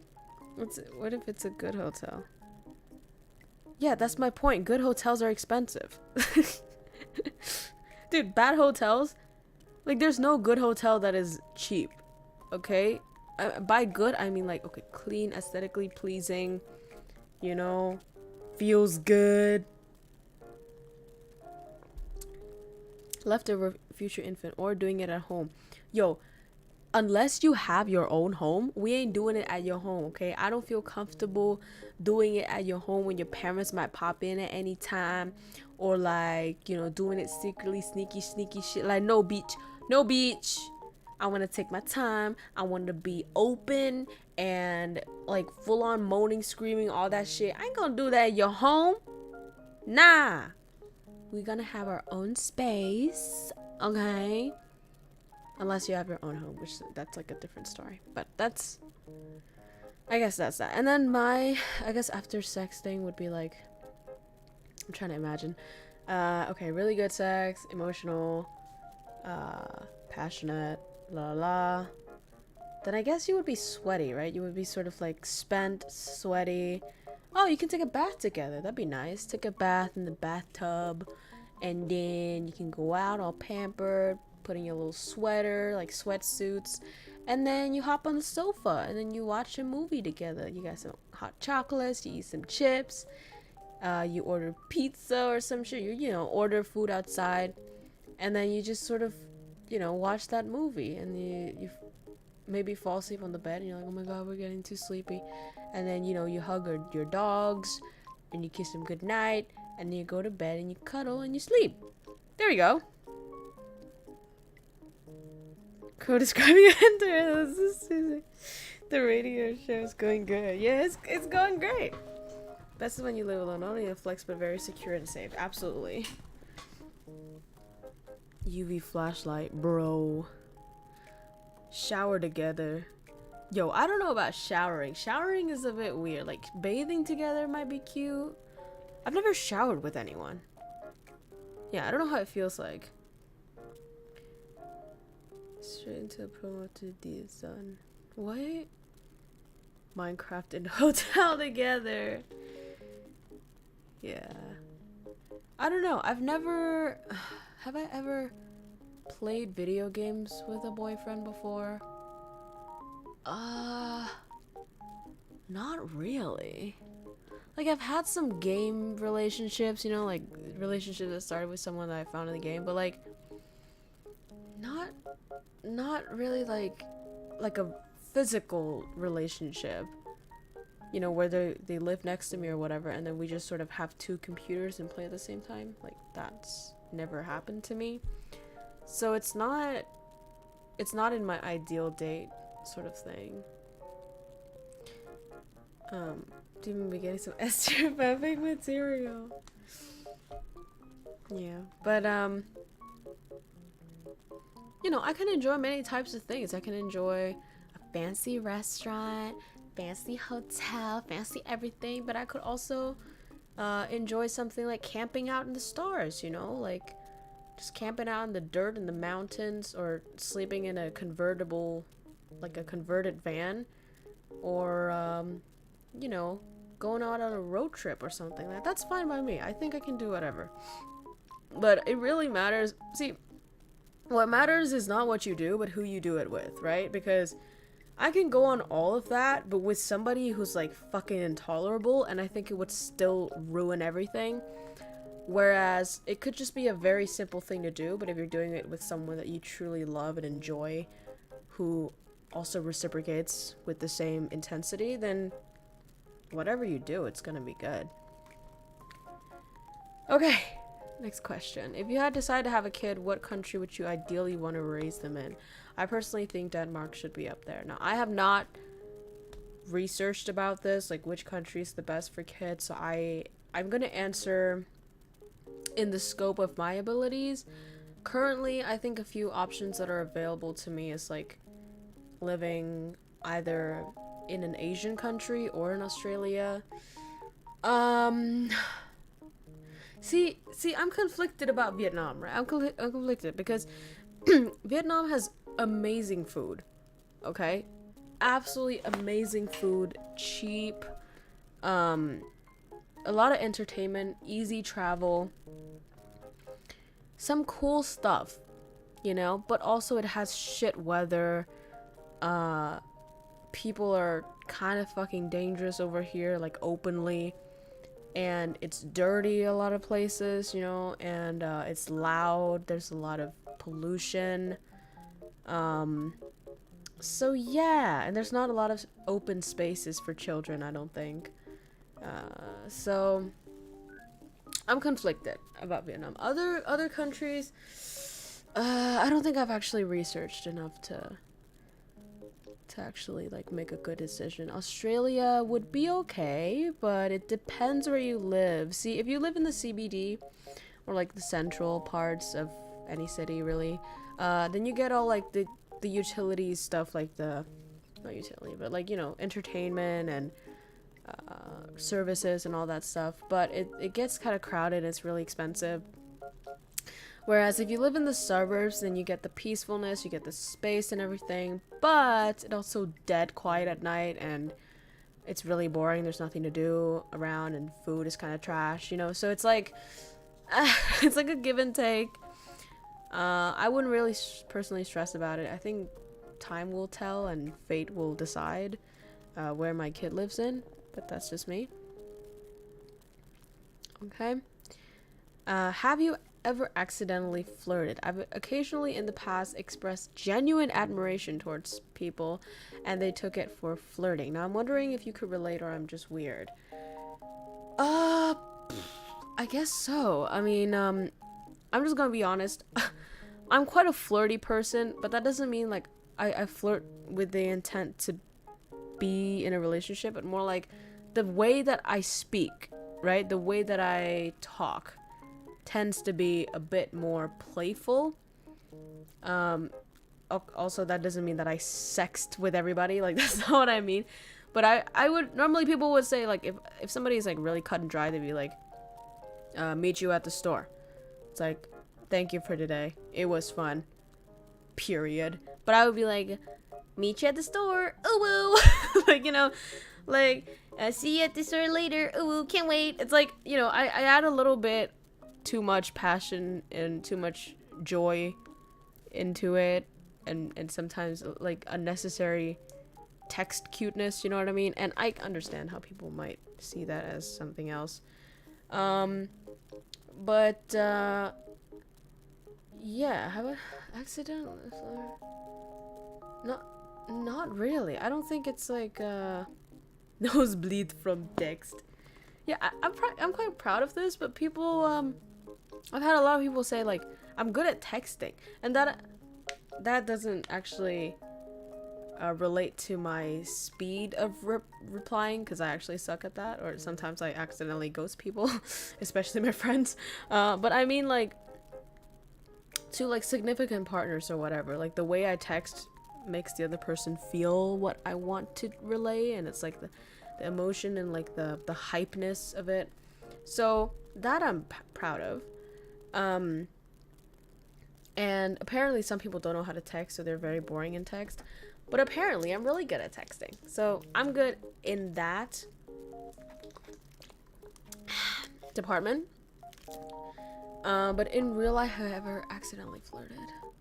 No, in real life, if you're a dude who I don't know and I have a crush on you, but like I have no business in like being close to you or whatever, you're gonna actually think that I don't care about you, because I'm gonna act like I'm not interested because I'm a fucking tsundere and I'm not proud of it. But yeah, if I actually love you and I, you know, show it to you and you show it to me and whatever, then I'm gonna be really uwu. I'm gonna be really baby-ish and just I love you, ow. It's like really random shit. But yeah, if it's just like a pass away crush, then no, not really. But I think people would actually know if I have a crush on them, because if I have a crush on somebody, I can't stop looking at them. And I've actually found this out painfully from one of my classmates. I used to have a crush on one of my classmates, and I was like, I didn't tell him anything, right? I didn't say anything to anybody. Nobody knew that I had a crush on him. All I did was you shared a few activities with him and whatever, and I thought like, dude, I'm so good at this. Like, I'm like a ninja. Nobody knows how I feel, and I'm so private. I don't talk to anybody. Nobody knows how I feel. Cut to a few years later, I talked to another friend, and then this dude just like casually mentions that I used to have a crush on this other dude, and I was like, I'm sorry, what the run that back again. And he's like, you had a crush on him, right? And I was like, I'm sorry, how the flipping fuck did you know that? And he's like, dude, everyone knows. It's so embarrassing. I'm blushing because of how embarrassing this is. And then I was like, what? Like, I didn't tell anybody. How? No, like, no, please tell me. No, please don't tell me everybody knows. And he's like, yeah, he knows. He told everybody, which personally, I think that's not cool that he told everybody. He knows, he told everybody, everybody knows. So yeah, like, you were very obvious. And I was like, what the fuck did I do? And then he was like, you just stared at him all the time. And I was like, oh, he knew that? He knew I did that? So I was like, I can't stop staring at them. So it's like, yeah. So I was like at the corner of the classroom, like being really creepy and just like, you know, the corner of the classroom, and then I was sketching and I was looking, like, sneaking glances, and I thought that I was being so secretive, but I was not. So yeah, I was caught in 4K. Like, now I can laugh about it, but like, dude, that was so embarrassing. Okay, wingman here. I have something I don't want my family to know. I like women clothes and I want to wear them and be proud of it. But if I tell them, I'm gonna be fucked. They have so many expectations on me and I don't tell them. And I don't think telling them is a good idea. They're a very old-style family. I need advice. Also, am I a trap or trans? I don't know. Help, please. So, first of all, when it comes to gender confusion, there is a whole discussion on this in current media and culture and everything. My personal view on it, after seeing a lot of the content online, is, well, I'm speaking as a straight person, I guess. Well, I did have some non-straight activities, and, you know, I did have some non-straight feelings as well, but as of right now, I'm leaning straight. But my thing is, what I would tell you is, first, identify your life stage first. So are you in puberty? Are you just getting out of puberty? Are you like near the age where hormonal confusion might be characteristic? Because if you still feel the same way when you're about 30, I would say, or like 25, then maybe that's actually your, you know, gender, what's the word? Orientation.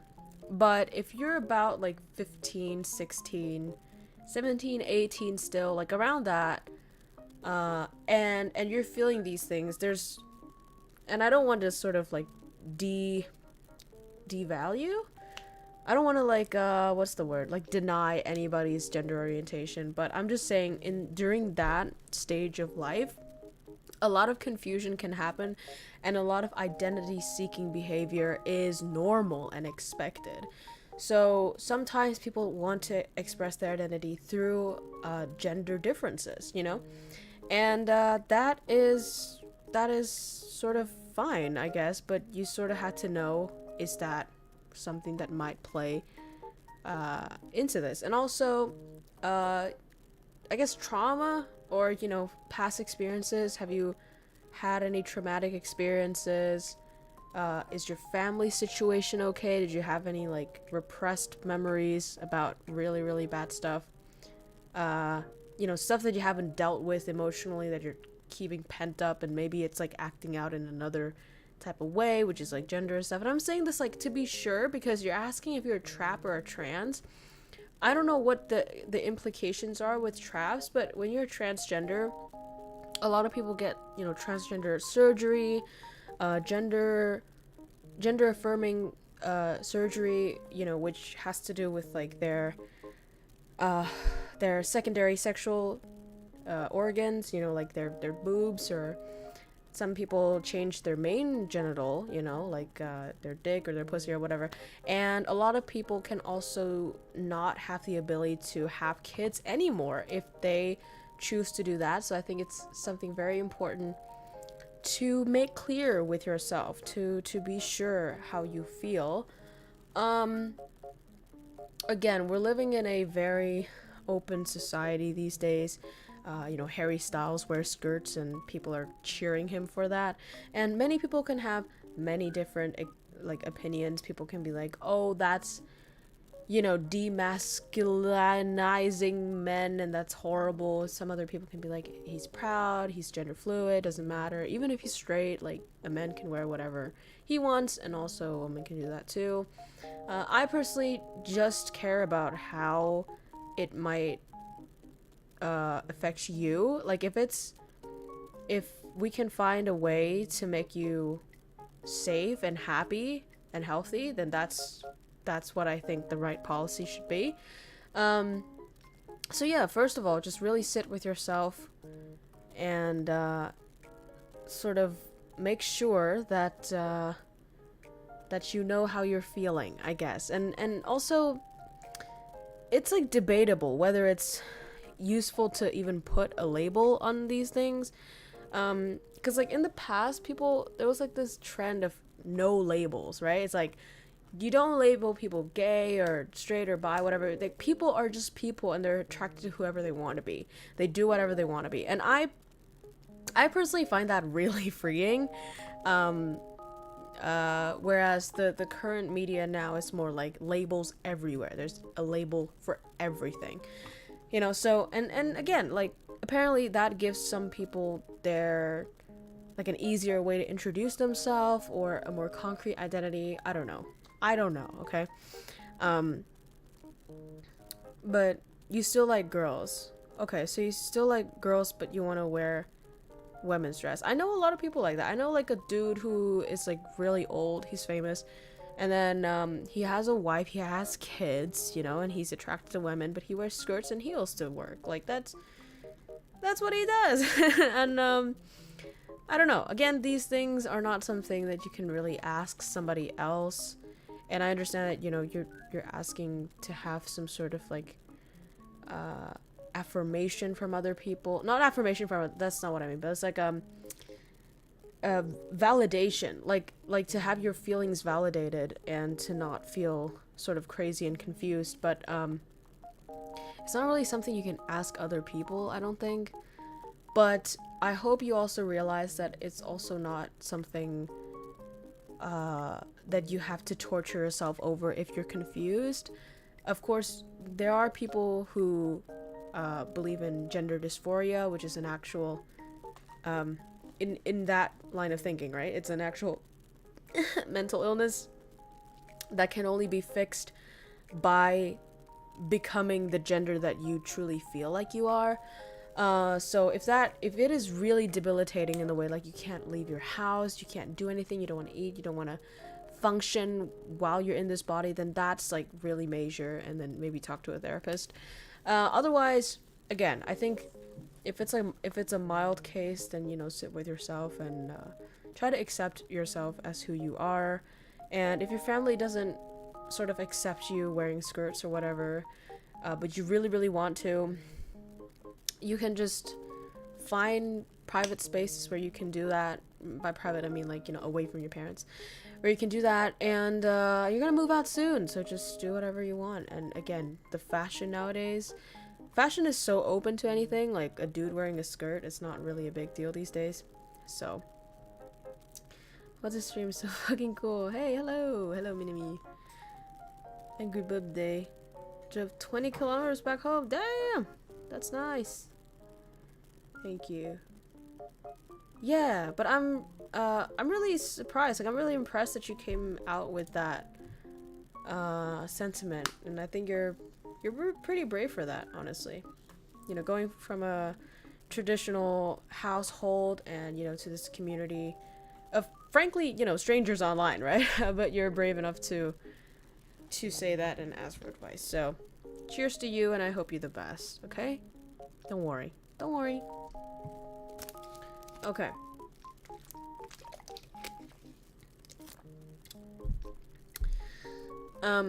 It's me, worst Asian kid. I just want to ask you for some advice because I'm fucked up with my life. Everything is just a loop. Go to school, go back home, study, then sleep. I don't have the courage even for studying, which is the best thing I can do. Life is so painful, right? You got bad luck all the time. Thinking you were born just to make the world balance because there are a lot of lucky guys. Well, I'm fucked up, so I ask you. Thank you for asking. Thank you for reading. Okay, so,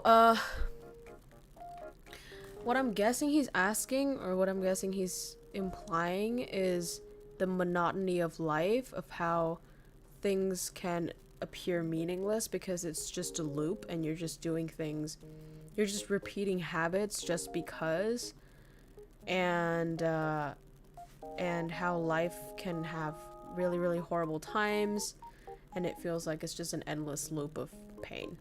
Okay. So, about everything being a loop, here's something funny. I think I got like this, not really advice, but I heard this somewhere. But they said,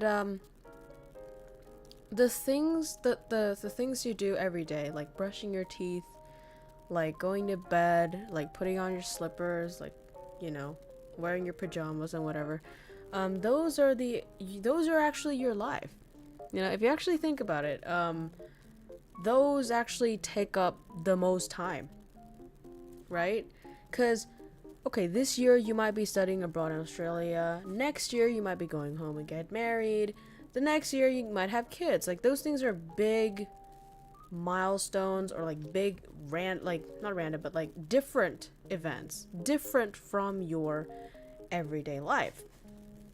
And so it's actually not to think of like your life as not happening just because you're doing these habitual things, because these habitual things are your life and they are everybody's lives. And also everything is just a loop going back to school. I'm trying to like pick up what he's saying. Also, one more thing about monotony. Sometimes the change in quantity leads to the change in quality, and I think you guys know this in Vietnamese as well. So, what I mean by this is, every day now to you, in a sort of a zoom, right? It's like a picture, and you zoom into it, and you see this fraction, and it's just sort of like repeating itself. It's like in a snowflake, right? A snowflake is just one pattern repeated again and again and again and again, and it becomes a really beautiful thing. So those patterns alone wouldn't be pretty, and they wouldn't make a snowflake, but repeated again and again and again and again, concretely, they make a snowflake. And so it's the same thing with your studying, for example. So every day you go to school and you're like, what the fuck? It's this again. La, la, la, la. But then at the end of the school, you've become a more educated person, right? Or you've become a more matured person. Or you've reached another milestone or something. And that part about monotony, sometimes it's the progress, it's the invisible progress that you don't see. So, a personal experience, when I self-studied Japanese in Australia, I didn't see my progress, right? Every day I opened the books and I studied a chapter. And I kept like tripping on these words. Like, I couldn't read a whole passage without tripping, and I hated that. And I kept studying, but I kept tripping, and I was like, oh my god, like, this is never gonna happen. I'm never gonna improve. Nothing's happening out of this habit that I've made. But a year later of just repetitive, monotonous, every single day, one chapter, and I found that I could speak Japanese, and I could communicate with Japanese people, and I could read Japanese. So I was really surprised, because I was like, yo, when the fuck did that happen? You know what I mean? Just like, it's not like you woke up one day and was able to do it, but it clearly was the result of that monotonous every single day progress that seemed minute and repetitive. So that's one thing to think about. But also another thing I think is in media, and you know, when you look at people's Instagram and you watch movies, especially movies, right? Because movies are condensed lives if you think about it, right? Because in movies, like, they don't show you every single day. They wake up, they brush their teeth, they you know, go study, they go back home, they go study. Like, they only show the highlights. So people watch it and people are like, okay, this is what life's supposed to be. Life is supposed to be like a journey, like fighting the big bad villain, like in an epic battle, and then, you know, becoming a hero, and just all these dramatic things happening. And when I was a child, like, that's all I wanted. I was like, yo, like, please, God, give me a dramatic life full of ups and downs where I can be a hero, and, like, you know, it's like all these amazing, eventful things happening. I hate this monotonous life and stuff like that. But when I grow up, and I know this is not really advice, but just experience. When I grow up, I realized that peace is actually something significant, and it's actually something rare. Okay, when you have been through enough highs and lows, you know, and when there are highs, there are going to be lows. It's like when there are mountains, there ought to be valleys, right? People usually see the high. They don't actually see, like, when it goes down. And so when you have gone through enough of that and you're physically and mentally tired from that, you're gonna actually yearn for the days where nothing really happens. And when you do that, when you have had a taste of that, you realize you have sort of like this experience you can pull out of and be like, and when you're just doing nothing, you're just like, oh, this is actually eventful. This nothingness, this peacefulness, this lack of eventful thing is actually eventful in and of itself. Because it's rare to have these silent moments. Right? And there's also a quote that I really, really like, and it's, the silence between the notes is what makes a musical piece. And that's so true, because if you're just listening to sounds that keeps, you know, repeating with no breaks in between, sounds, we would say, are eventful stuff, right? Are the important stuff in a music piece. But if there's no breaks between that, it's not gonna become a musical piece, isn't it? So, we yearn for peace. So why in peace do we yearn for war? Yeah, that's true. It's like, okay, this is a very simplistic example, but it's like, when I don't have a stuffed nose, I don't celebrate myself for breathing. Right? I don't celebrate breathing normally. I don't think about it. I just breathe. And I do other things. I get worried about other troubles. But when I have a stuffed nose, all I wish for, dude, is to not have a fucking stuffed nose. Is to breathe normally. And then I tell myself, oh my god, dude, if I have a normal nose right now, I'm gonna cherish it. I'm gonna cherish every single breath that I take. I'm never gonna take it for granted. And then the stuffed nose disappears. I breathe normally. At first, I'm grateful. I'm like, oh my god, thankfully. The peace, the monotonous, the taken for granted normality has returned. But then gradually, we forget. And we pay no more attention to the normally breathing nose until we get a stuffed nose again. So all I'm saying are these peaceful days, these looped days, might just be the normal breathing nose that you're taking for granted. Okay? And let's hope that it doesn't take a stuffed nose for you to realize how amazing it is to breathe normally in these looped days. But usually it does. Usually it takes like drama and pain and horrible stuff for people to realize, oh shit, I had it easy. You know? Hello, Wing.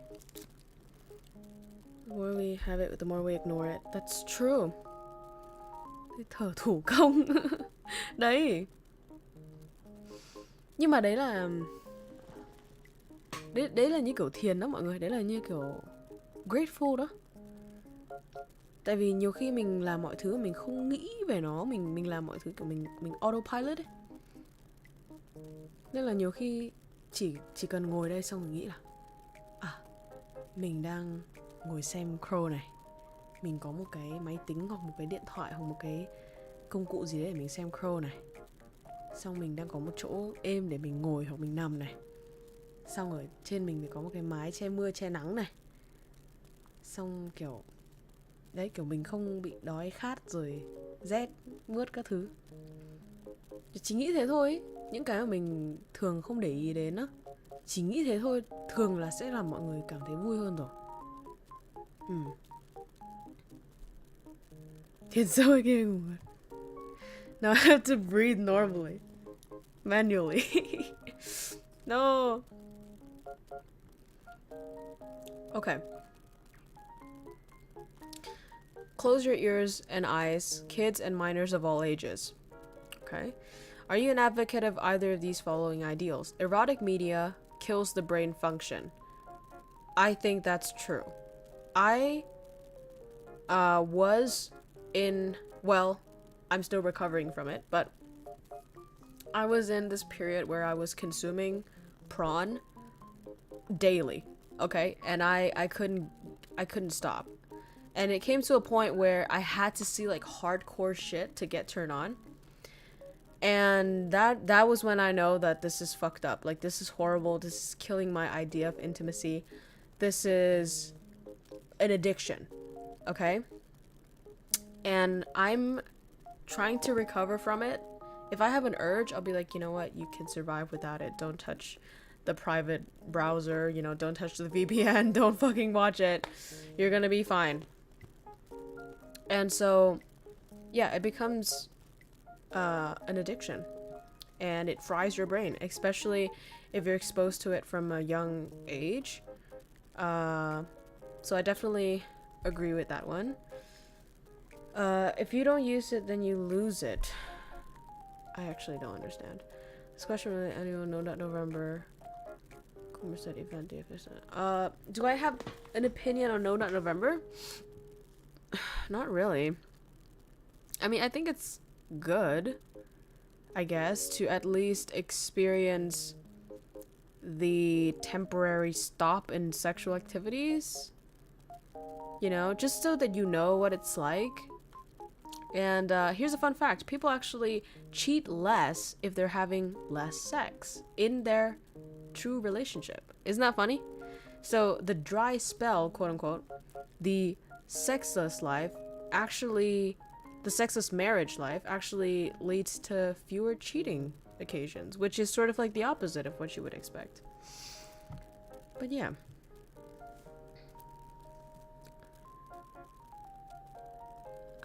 Correction within hours. Okay. Joe Heine said, if you could press a button to erase all of the universe's existence, but all suffering would also end, would you do it? For the fun of it, yes. No, purely just for the fun, just to see what happens. Yes. Just to see what happens. I don't know, man. Like, what is it gonna be? But here's something funny. Here's something funny. I recently watched a lot of like Alan Watts videos. I'm gonna admit I'm a little bit of a fangirl. But there's like this thing, right, in also in Chinese philosophy and Buddhism and all of that. But there's, everything is a duality. Everything is a duo, right? So there's a flip side of everything. If there's existence, the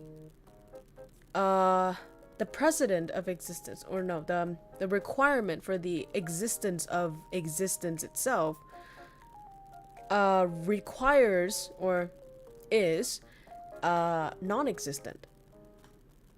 You know what I mean? Yeah, isn't that a contradiction? Absolutely, that's what I'm saying. So the sort of like the existence of light means that there is the existence of dark. So to say, to press a button to erase all of the universe's existence is to sort of imply that there is non-existence. But if there is non-existence, then there has to be existence. Otherwise, what is non-existence? You know what I mean? Can you understand what I'm saying? If there is no life, there is no death. But if, conversely, if there is no death, where does life begin? There is no life. If there's no death in between the lives, right? If there's nothing to stop life from happening, life doesn't happen. Life doesn't start to happen. Am I making sense to you? Yeah, so... So, that's a hard question in and of itself. Yeah. Would there even be able to have the erasal of all of universe's existence? You know? Okay, are there any international schools in Vietnam? I'm planning to study in Vietnam. Yes, there are. KROWKO and Naomi, if we cuddling, do you want to be the big spoon or the little spoon? And if you have sex, do you like it gentle or rough, or like slow and steady, or who's daddy little toy? Thank you for your question. If we're cuddling, I would like to alternate. Sometimes I want to be the little spoon and just, you know, be the little baby, you know, who's like being loved and treasured.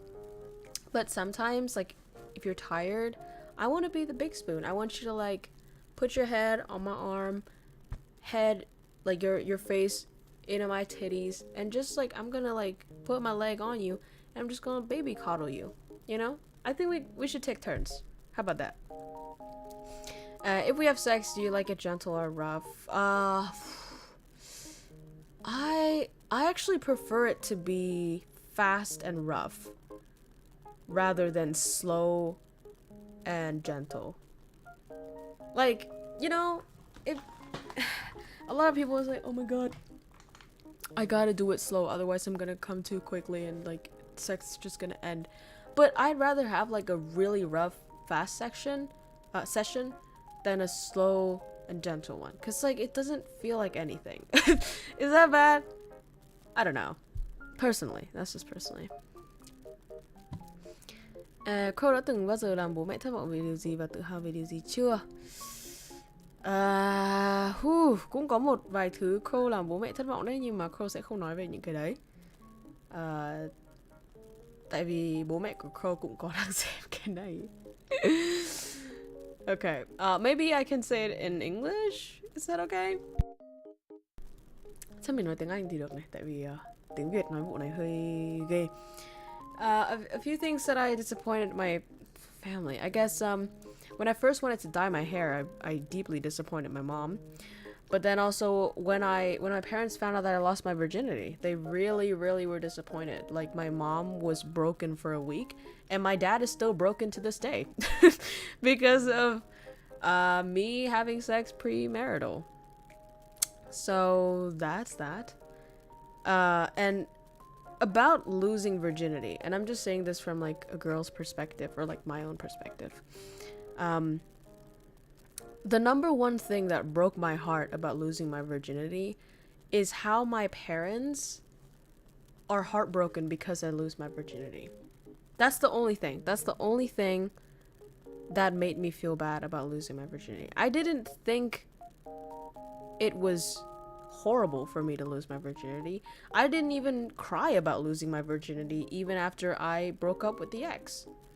I didn't actually think any of it.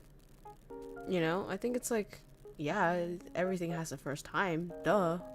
And like this sort of hymen thing is just a piece of skin. It's supposed to break anyways. Like, as long as you're using protection, and you're doing it with someone you love consensually both ways, like, what the fuck, you know? But the only thing that broke me so much, that made me so sad, is how much value my parents put on that piece of virginity, and how they think that my value as a person has significantly decreased because I lost my virginity. That's what I don't like. And that's the only thing that makes me sad about that. I don't regret losing my virginity. Anyway, so what have I made them proud? Oh, I made them proud of a lot of things. You know, my academic achievement. Sometimes my emotional maturity really makes my mom proud. That's about it. With Asian parents, right? That's usually what it is. Oh, and I also make money when I was young. I started making money when I'm young, like a lot of pretty financially independent right now, so they're proud of that. Yeah, they're one thing that they really like about me, which is also contradictory because one thing that my family likes about me is how I do whatever the fuck I want, and I don't go by the rules, and then I end up really successful by doing that. But here's the funny thing. They always start off resisting me and scolding me and just putting me down for doing what I want. But then afterwards, when that thing becomes successful, they're like, yo, I knew you got this in you, bro. Like, I trusted you from day one, bro. And I'm like, no, you didn't. You kind of didn't, though.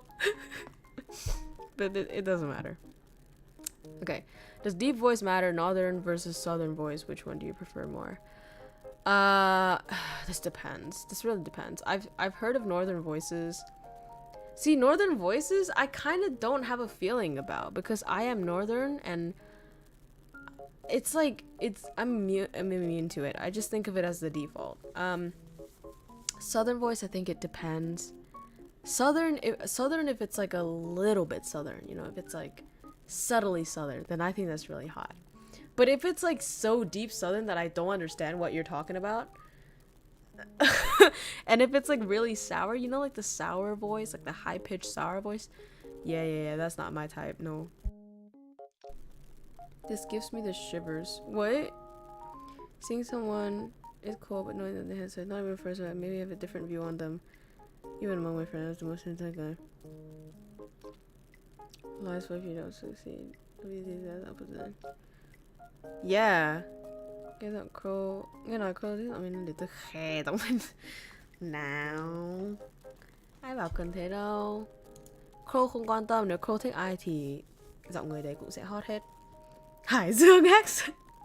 Chịu, không biết giọng đấy như nào. Hải Dương people bugs. Oh. Okay. It's just a story. Okay, another guy from the university told me, I think I like you. Turned around and said, well, stop then. I'm surprised it works! Just a simple no and a baseball bat. Can accept rejection. Yeah, I like that you did that. Thank you for doing that and not leading them on. Okay, somebody said, imagine we're in love. Holy shit. I always have this scenario in my head. We're on a grassy hill. Wait, we? Like me and you? In the middle of the night, me lying on your lap when you're stroking my hair, patting my head. There's stars in the sky, cold breeze here and there. The city light is far away, seeable, but not too much. Thinking of that makes me peaceful and want to be in love, but I can't. I want to share a concept of peacefulness with you guys so you can be chill and find peace in the middle of this fuck of all life. Thank you so much. That is amazing. That's a good fantasy, but here's what I think, though. I think your fantasy is definitely doable. So it's not gonna stay a fantasy soon. You're gonna get that little someone, and you can do it with them. Okay, last question of all. What's the best place you've ever been to? Donnie here. Hello, Donnie. Mine is Daklak, where my dad is working. He's took a bunch of waterfall photos, and the sky's wide open. What's the best place you've been to? Oh, what's the best place I've been to? Best place I've been to. Dude, everything is blurring, man. I don't know. I've been to Europe. I've been to America. I've been to a lot of Asian countries. I've been to Australia. I haven't been to Africa yet. Bro. See, the thing is, when I went to Europe, I was a kid, right? So things were like, in my mind. In Australia, I didn't really travel much, so it's like eh as well. In Vietnam, was there like a good place? No, actually don't have a good answer for this, so you guys put it in the chat. Actually, I need to pee again. I drank so much water, I need to pee again. But you go ahead and put it in the chat and I'll read chat later.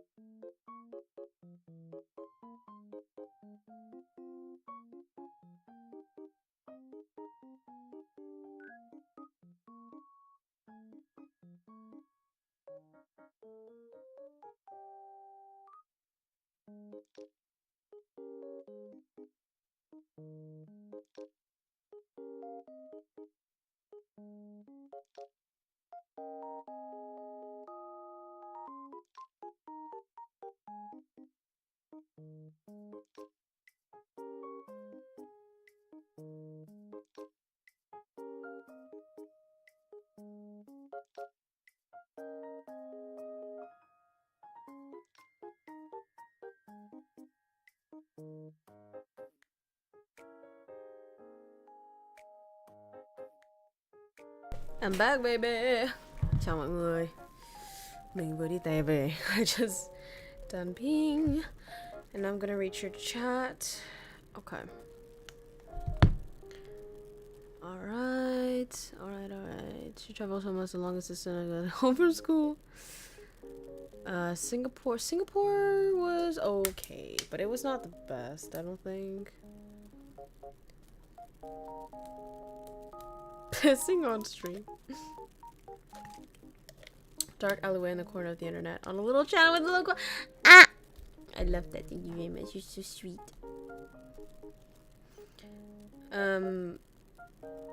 I said I don't know anyone that had sex before. Not like talking and such. Crow, is sex really good in general, or they just hype it up because they got a good quality partner? Oh, okay. Yeah, sex really does depend on the person that you do it with, as with everything. I'm gonna be real. The physical properties of the penis, in other words, does size matter? The age-old question, guys. Personally, for me, to please a lady, there are many things that you can use. Okay? Not just your penis. Alright? That's all I'm saying. That means, on a grand scale, size does not matter. But on a penile scale, a little bit. A little bit. Okay? It makes things easier. Alright? On a, like, is it overrated or not? I think sex can be an amazing thing. Sex can be an amazing thing when you're talking about neurochemicals, when you're talking about health benefits, when you're talking about bonding, when you're talking about, you know, pleasure. Then yes, it is a cool thing to do with somebody you love. Personally, I can only fuck someone I love. I cannot imagine fucking a stranger or just like being so horn dog that I just grab any guy on the street and do it. Like, no, not me. But what? Wait, what should I say? Oh yeah, one thing that I don't agree with is sex being the solution for things. Like, I know people who have like make-up sex, you know what I mean? It's like, oh, we fight and then now we fucks and everything's fine. Like, I personally can't do that shit. I gotta be like in the best mood and horny to have sex.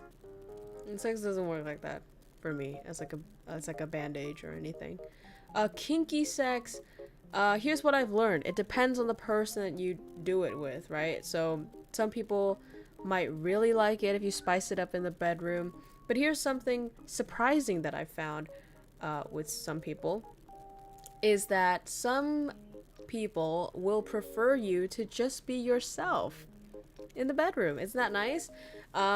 Some dudes will actually prefer you to go natural, to not have to, you know, make your pussy bald, not have to like shave, not have to like put on a costume and wigs, not have to like pull your hair or anything. Like some dudes actually just want you to be yourself, and they find you the most seductive and hot as you are, and I think that's great.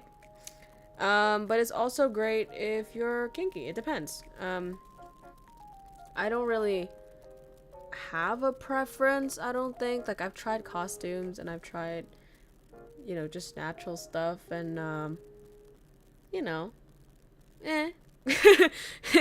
like both are nice. Vanilla's pathetic. Vanilla's not really pathetic if you think about it, you know, because it's like you guys might think it's pathetic because you think like kinky is the spicy stuff and vanilla is like tasteless.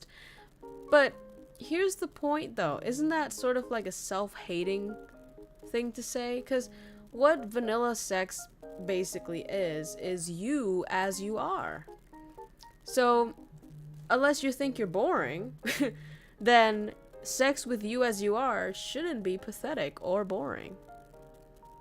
So yeah, so I don't think vanilla is bad. I actually think it's great for self-esteem.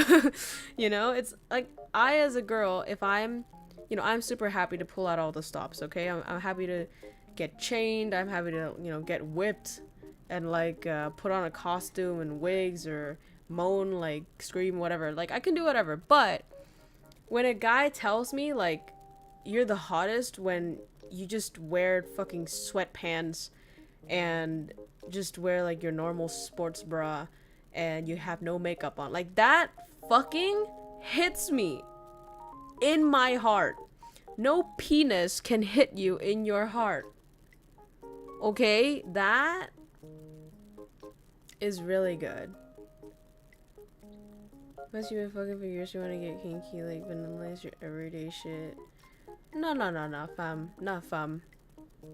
I think for me, personally, regularly fucking, I would alternate, right? If I feel like doing something, I'm gonna do that thing. And again, it depends on the person that you're with. I like changing styles, even in like wearing stuff, like fashion. I wear a different style almost every single day. So maybe that is variety in and of itself. But again, it depends on the partner that you have. I've had like really long-term partners, and they still want me to be normal. Normal as not the best, that's not the bad thing, but like a good thing. This whole stranger is kept away, like baby in your heart's definitely one of the quotas. Yeah, dude. I'm just saying. I'm saying there's nothing wrong about having normal sex. And again, this is what I'm talking about. The media is making us so fucking saturated with fucking sex, you know? It's like, oh my god, like, you gotta wear all this crazy shit, and it's like, you know, you look at hentai and you gotta be like this fucking gigantic boobs, and then you gotta be like, you know, fucking forced into it by this weird guy. Or if, you know, you're into like anime and stuff, it's gotta be like a six-pack dude who ties you up, and you gotta call him daddy, and you gotta like maybe not. You know what I mean? Yeah, that's a way to do it, and yeah, it could be fun, and it is fun sometimes, but it's not the only way. And to the girls out there, and also guys actually, you don't have to do that to be attractive, okay? You don't have to do that so that your partner, can see you as hot. If you have a true partner who loves you, they're not gonna demand you to do those things. They might suggest, you know, they might be like, hey, would you want to try that? And that's fine, but they wouldn't stop finding you attractive or hot just because you don't do those kinky things. And that's what I think not a lot of people talk about. And these days we think, you know, I gotta have a big dick, I gotta choke her, and then the girl's thinking like, oh, I have to have like the best lingerie, I gotta, you know, fucking kiss him this way, I gotta like suck him this way. And like, it's good to research techniques and, you know, to pleasure your partner better, but you gotta understand sex is a two-way thing, and you gotta enjoy it as well. And if you're stressing too much, and if you're thinking too much, like, oh my god, am I doing it right, am I la la, then that's not enjoyable, you know. And you start to lose your confidence, and you lose the natural rhythm and the natural passion, and that's when sex stops being good. So the best advice I would have for people who want to be attractive during sex is to sort of be selfish sometimes, and try to make yourself also feel good, you know. Like, yeah, it is about pleasing the other person, but it's also about freeing yourself. It's about opening yourself to each other, fully getting involved into the act and doing whatever you want, and not thinking if, oh, am I looking good right now or whatever. Because you look the best when you're like fucking orgasming, okay? You look the best when you're having the most fun, and when you think you look beautiful. So that's that.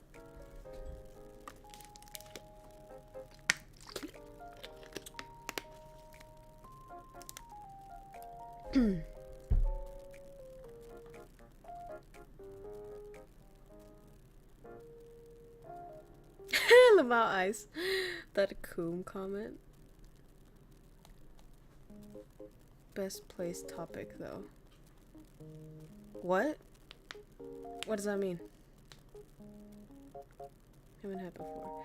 No, yeah, but I guess if I could give myself an advice before having zigs for the first time, or the first few times, that would be my advice to her. I would tell her, babe, you seriously don't have to do any of that kinky stuff. I know you're willing, and I know you did it, but like, you don't have to do that to win your partner's heart. Or, well, not heart, because you already won that, but like, you know, you don't have to do that to make your partner turn on. Like, you don't have to do some kind of style.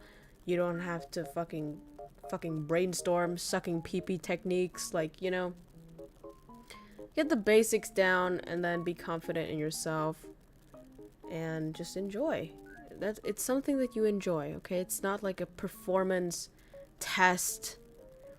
It's not like a fucking contest, okay? It's not any of that. It's something that you gotta enjoy, okay? And I've only had like the best sexual sessions when I fully enjoy and I don't think about any of that, you know. Every time Ko do these type of topic talk, I feel a little bit more in love with her. I know. No. We went off track from the best place. Question. Oh yeah, sorry. Lol. Well, I'm straying off topic and it's nearing my bedtime, which is midnight, and my voice is also disappearing, so I think I'm gonna end it here. We've answered all the questions. I know some of you guys sent really long stories, and I'm very, very sorry for not being able to read them all because I don't have a good voice and I want to answer all the questions. So if you have a really compelling story or stories, go ahead and pop that into Discord and we can all read that together in our spare time. And I think that is going to be it from me today, guys. Thank you so much for watching this long. It is 2 hours and a half. And I love you guys so much. Thank you for your amazing questions. Thank you for your existence. Yeah. Yeah, I love you for surviving this long. Keep going, bro. Let's exist together, eh? Yeah. Love you guys. I support you. I'm wishing you all the best. The God Crow is giving you a blessing. You shall have good luck for the rest of your years. Mwah. Good night. Mọi người ngủ ngon nha, yêu mọi người lắm.